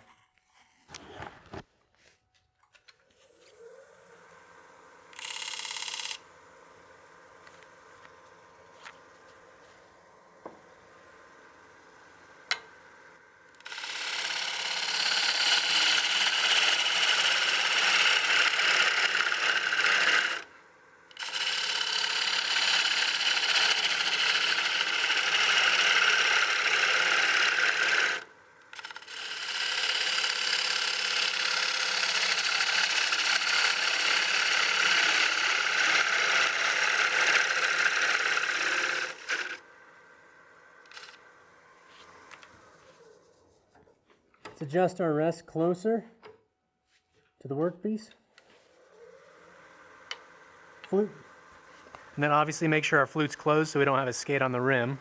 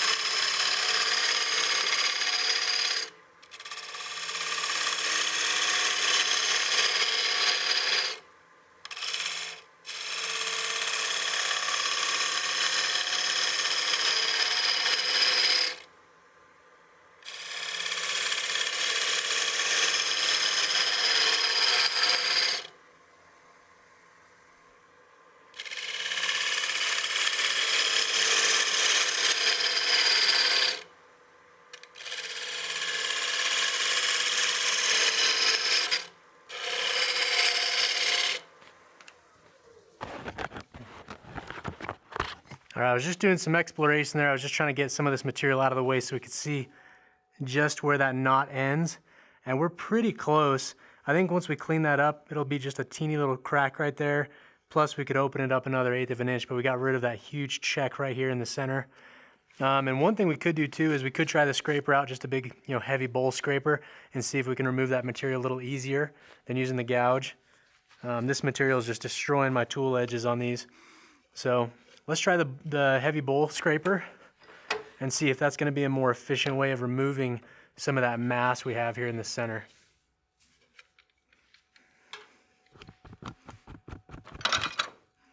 So this is basically 1 1/4 inch wide by 3/8 bar, and cutting edge is right on center. And I touched this up before we came out here. So let's go ahead and try cutting that and see if it cuts any more efficiently for us or easier, and we'll see.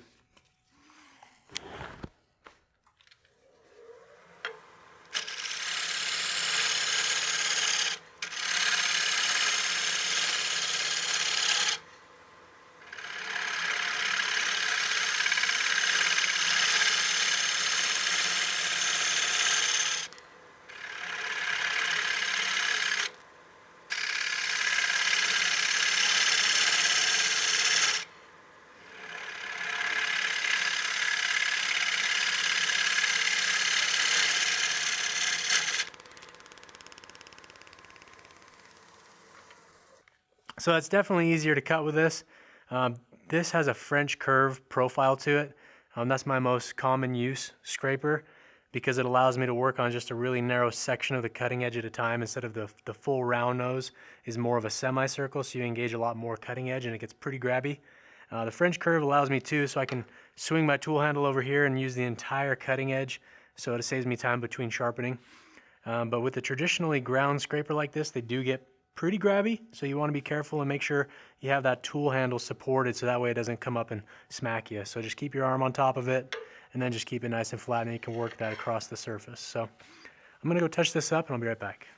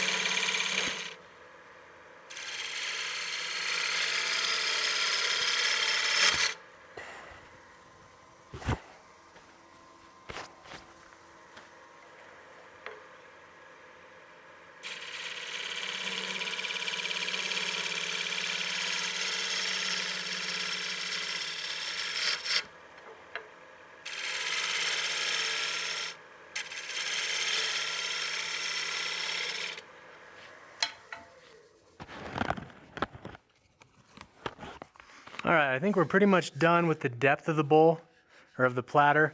We're getting pretty thin because we do have the recess cut into the back. All right, so if I grab my chuck key and use this as a depth gauge, I can overlay that on where we're at. I've probably got an 1/8 inch to a 3/16 here down in the center where the recess is cut. The rest of this is looking pretty good on thickness. I think I have some more material here to remove, but I want to get my undercut set for the platter, and then we can establish our rim going concave towards the center, and then we'll be ready to sand. So the scraper that we used here removed a ton of material. It was a lot easier because we're cutting into side grain instead of trying to push our gouge all the way through that end grain, and it just wears you out and the tool steals. So get yourself a heavy scraper. These things are really handy, so that way you're not cutting into all that end grain.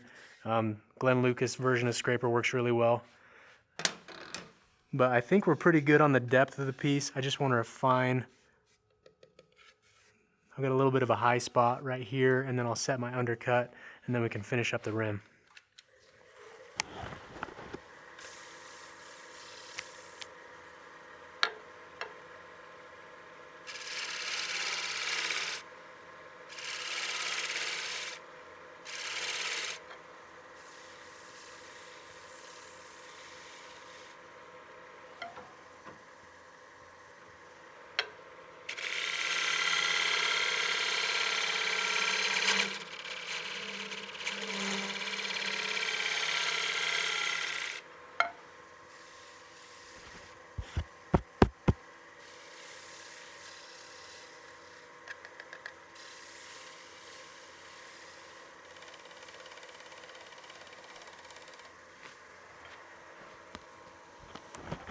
All right, I think the inside of the platter is nice and done. It's ready to sand.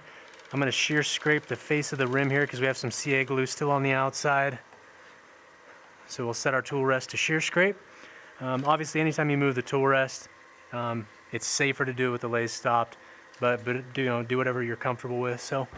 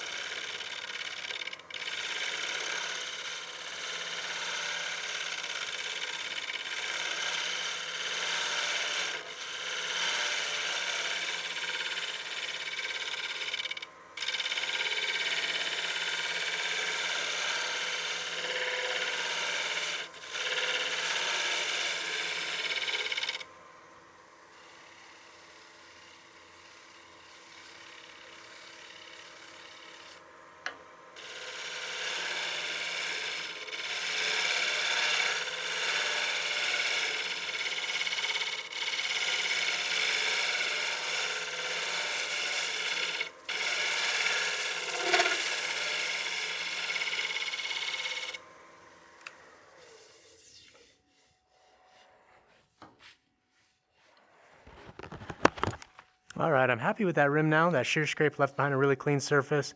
We still have a little bit of an undercut here, and that rim is tapering towards the center, so when you pick it up, it's more comfortable.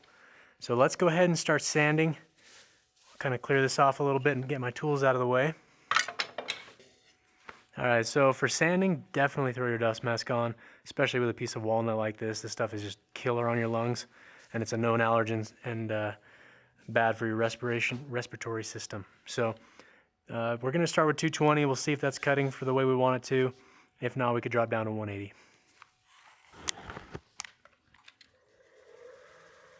And then again, we drop our speed down to about 500.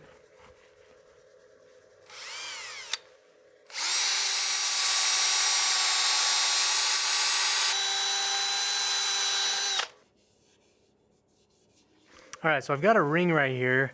I'm not sure if it was a compressed area from the bevel or something, but I'm going to drop down to 180 just on this inside edge just to clean that up a little bit quicker. And I'm sure you guys can see the dust coming off this piece. This is why we wear a respirator, because this dust is nasty.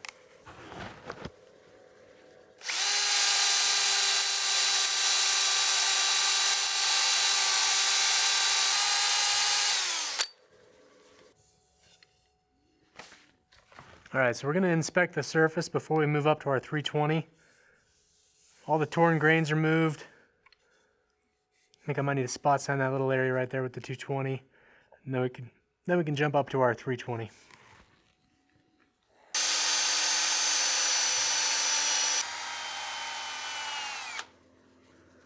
All right, I'm going to saturate the surface with some denatured alcohol. Try and raise the grain up a little bit, and then we can cut that back. And that'll give us a really smooth surface behind. We don't want that grain to raise once we put our finish on and then have it be a little peach fuzz on the surface. So we'll just raise that grain with some denatured alcohol. You could use water, it'll swell the fibers even more, but you'll just have to wait for it to dry before you cut through it with your sandpaper. So throw our mask back on.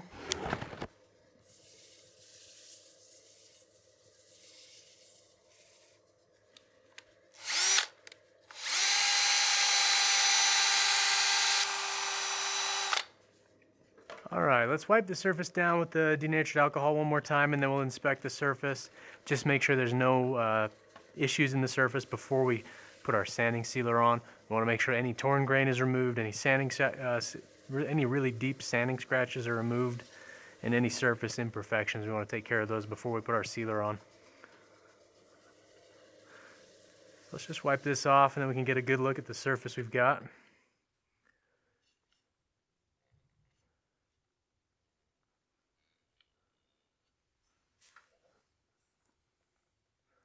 So just inspect the surface, make sure you're looking for torn grain, any issues, any marks from your sanding disc holder, anything like that. We want to make sure that surface is pristine before we move on.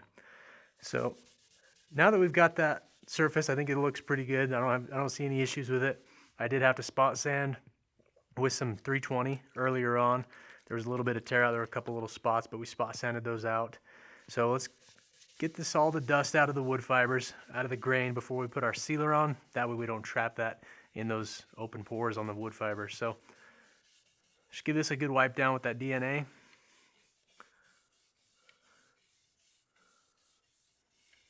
If you have a tack cloth, you can use that as well.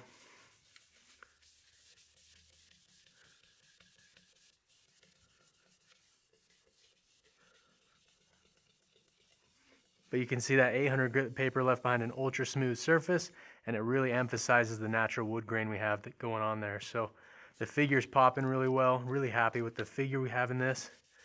And it's just a gorgeous piece of material to work with. So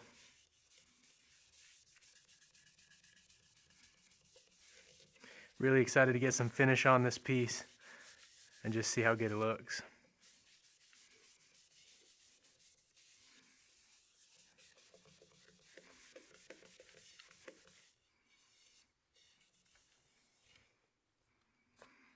All right, we'll set this off to the side.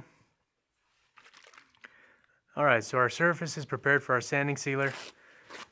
And the biggest reason we're using the sanding sealer is, one, protecting the wood fibers. We want to make sure that this piece is as durable as possible. But also, I don't want my top coat finish to darken the walnut so much that you lose some of the color and figure in the piece. So this will seal that up and help prevent any discoloration as well. We'll just wipe this on. We'll do a kind of a heavy saturating coat, just like we did on the backside.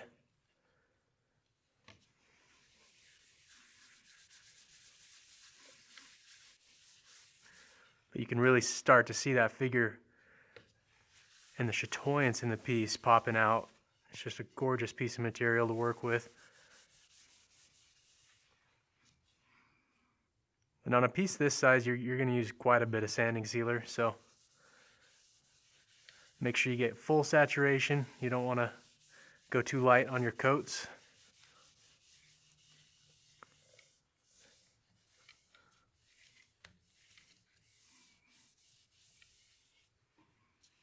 And this stuff does dry and set up pretty quickly, which is nice.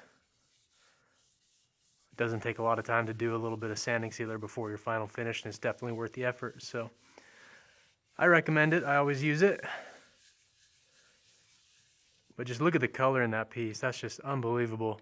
That Claro walnut's got some of that really cool purple, rich brown, the lighter tans, and some of those darker browns in there as well. And it's just a really gorgeous piece of wood.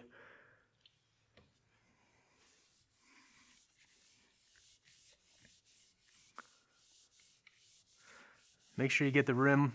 That end grain is going to soak that in a lot, so make sure you get kind of a heavy saturating coat on the end grain there.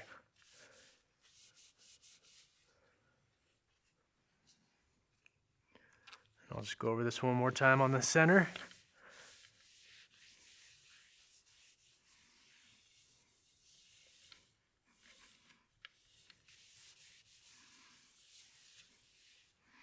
All right, I'll set my rag off to the side to dry out. And then we'll turn our lathe back on. I'll just let that air dry just for a few seconds, and then we can friction dry it.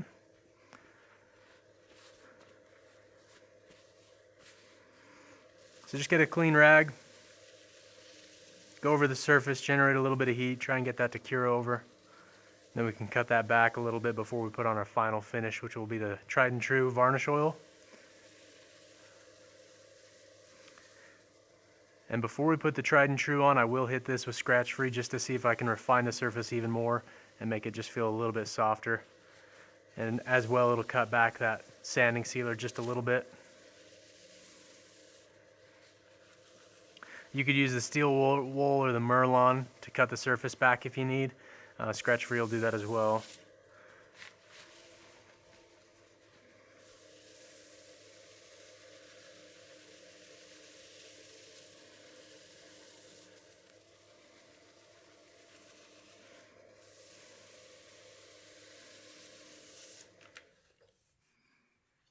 There's a little bit of streaking there where some of that adds a little bit too much sanding sealer. Sometimes it streaks if you go too heavy, but you can sand that off easy, no problem. But look at the figure in that piece. Okay, let's turn this back on and I'll bump my speed back up just a little below our turning speed, and we'll hit that with scratch free. So we were turning at about 1,000, 1,100 RPM. Right now I'm at 800. to polish this piece out a little bit.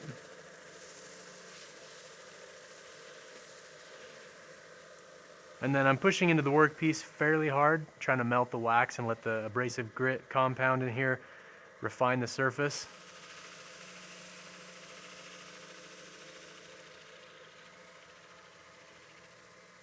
I'm also going to do the back of the platter because I don't believe I did that with scratch free the first when we were polishing the backside. So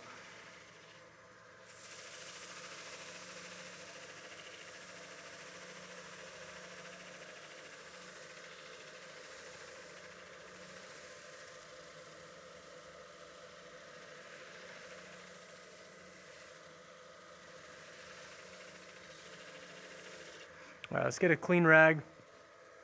We'll buff off any wax. Then we can take a look at the surface and see if there's any streaking or anything on the sanding sealer that we still need to sand out.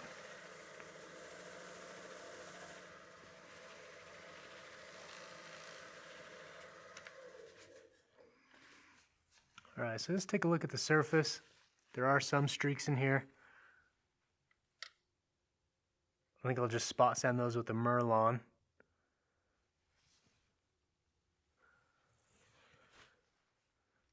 All right, so I'll just touch this up with that Merlon. This is the 2500 grit. It's not going to take much to remove those streaks. Just kind of knock them down a little bit. So I'm just going to lightly abrade that surface. And then just spot sand anywhere else if you need to. But I think we're ready for our final finish. So once you have your surface inspected and you're done with the sanding process, you can go ahead and put your final finish of choice on there. There's some streaking right here. I'm just going to get this last little bit out.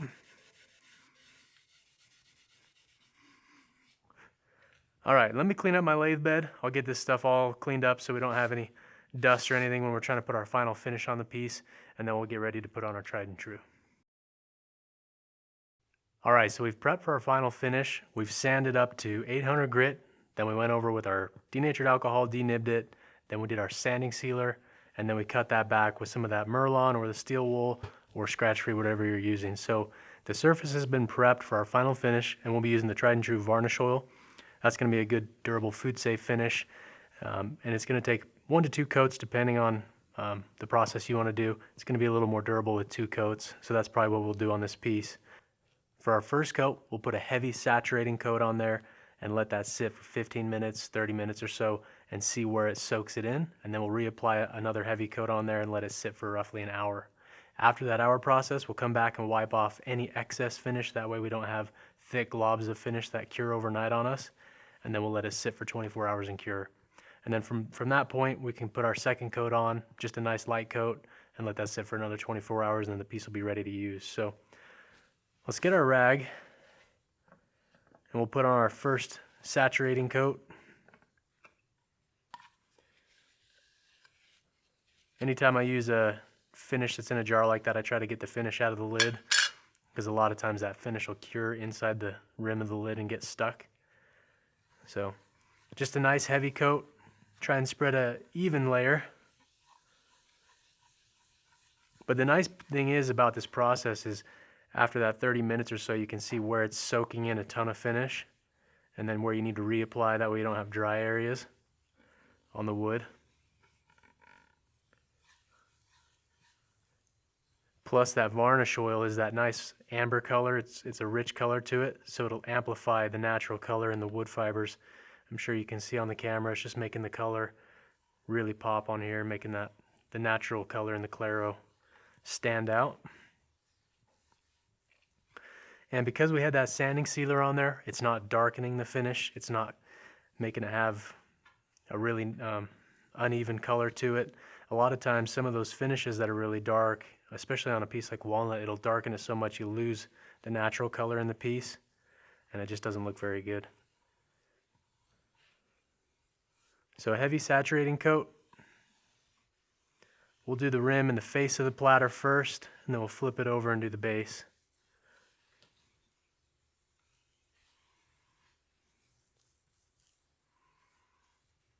All right, I think we're good on the face of the piece. Just move it around in your light, in your shop. Make sure you've got a good even coat all the way around, full coverage. That looks pretty good, but you can see the color in that piece and the figure is just really starting to stand out now. All right, we'll flip that over, get some more finish on our rag, and then we'll coat the back side of the piece. The nice thing too about this finish is it doesn't have a lot of fumes or anything to it. It's got a nice natural smell, so you don't have to worry about, if you're in a small shop or anything, worrying about the fumes like some of the finishes have. All right, I'm just gonna move that around in the light and make sure I've got the whole back side of the piece coated. Looks like there's a little spot here I missed. I think we're good there. So I'm gonna try not to drop this, and then we'll just set this down for half an hour or so. We'll come back and see where it's absorbed a bunch of finish and where we need to reapply, or if we need to reapply. And then from there, we can put a little bit more finish on, let it sit for a little bit longer, and then we can wipe off any of the excess stuff and let it sit for 24 hours. So let's just let this sit and we'll come back in just a little bit. All right, so it's been about 30 minutes. I can see there are some dry areas where it's really pulled the finish in, but I still have enough finish on my rag, and there's still a bunch of finish kind of set on the surface. It's kind of pooled where it's soaked it in and now it's just on the surface, that we can kind of buff that in and then even out those dry areas as well. So just get your rag. We'll just buff this into the surface. Smooth out that finish. And try and get an even coat. And nothing too thick, that'll leave a kind of a thick layer on the surface. So we'll just buff that in.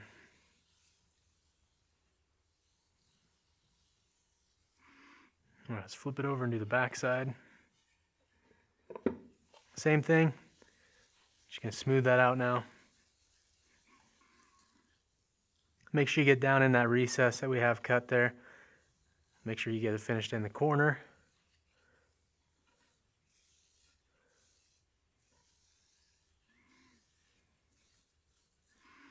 All right, I'll get a dry rag now and just finish buffing this in and make sure I don't have any thick layers of finish. Because once I buff this out, we'll let this sit for 24 hours to let this first coat fully cure. And then if you want to, you can always throw a second coat on just for a little extra protection. In these detail lines, you want to make sure to wipe out with your fingernail. Get down in those really thin detail lines. Wipe out any excess finish, because a lot of times that'll pool down in the crack in there and then it just looks bad and it doesn't really cure all the way. So you want to make sure you wipe off any excess down in there as well. Same thing with the corner of the recess. And then we'll just kind of wipe off any excess finish we've got.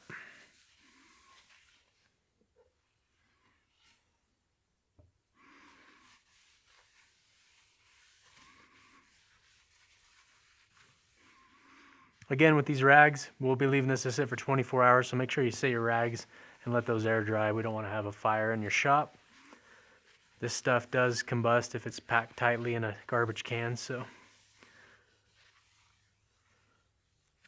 just lightly hit the rim there. Make sure I don't have any fingerprint marks from handling it, because that finish is really tacky. So once you get a good even coat on there, we'll let this sit for 24 hours, and then if you want, you can reapply another coat. But on this piece, I think we'll just go with one coat, and we'll throw some top coat wax on there to protect it, and then we'll call it a day. So we'll let this sit for 24 hours, and we'll be back in just a bit. All right, we've let our finish cure for 48 hours, and so the finish is ready to apply a wax on top. I'll be using the Mylan's wax. This is a good wax. It's easy to spread, which is one of the biggest reasons I like it. The wax has a fair amount of solvents in it, and it goes on real easy. But we'll just put a coat of wax on top as a protective layer on top of our finish, and then this piece will be complete. So put a little bit on a rag and just buff it across the workpiece. Make sure you get full coverage. The nice thing about the wax too is it's not going to darken anything, because we already have our base layer of finish underneath. This is just going to help prevent any stains, any moisture from seeping through into the wood fibers, and it'll just help maintain the piece long term.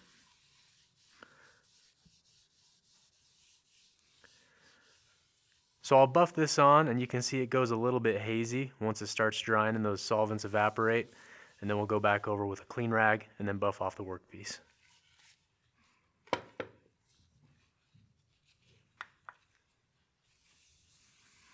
Biggest reason we put wax on top of our finished pieces is just for repelling moisture. You know, if you're going to be putting food in here or anything like that, or if it's going to be in the kitchen, chances are you're going to be washing it eventually, or the food or fruit or whatever you put inside the platter could stain the piece, so the wax will help prevent all that damage.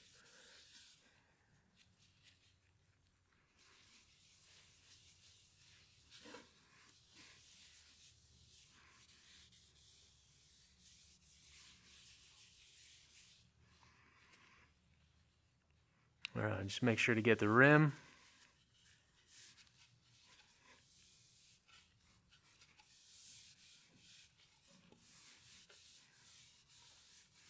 The other nice thing too is the wax leaves a really good feeling texture behind on the surface.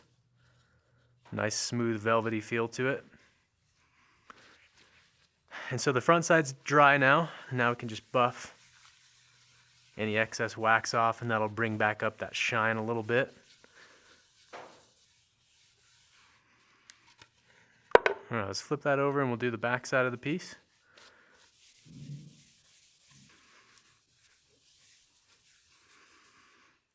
All right, let's take a look at what we have now. All right, so the back side of the piece looks really good. We got all the wax buffed in. The front side looks really nice and protected, and you can see that nice satin sheen we've got left behind from the wax as well. All right, so now that we're done with our protective wax coating, this piece is complete. If you want to, you can always sign your name on the back around that decorative ring we put in there. But this piece is ready to be used, and I'm really happy with the way it turned out. We've got some incredible figure running through here, some gorgeous color as well.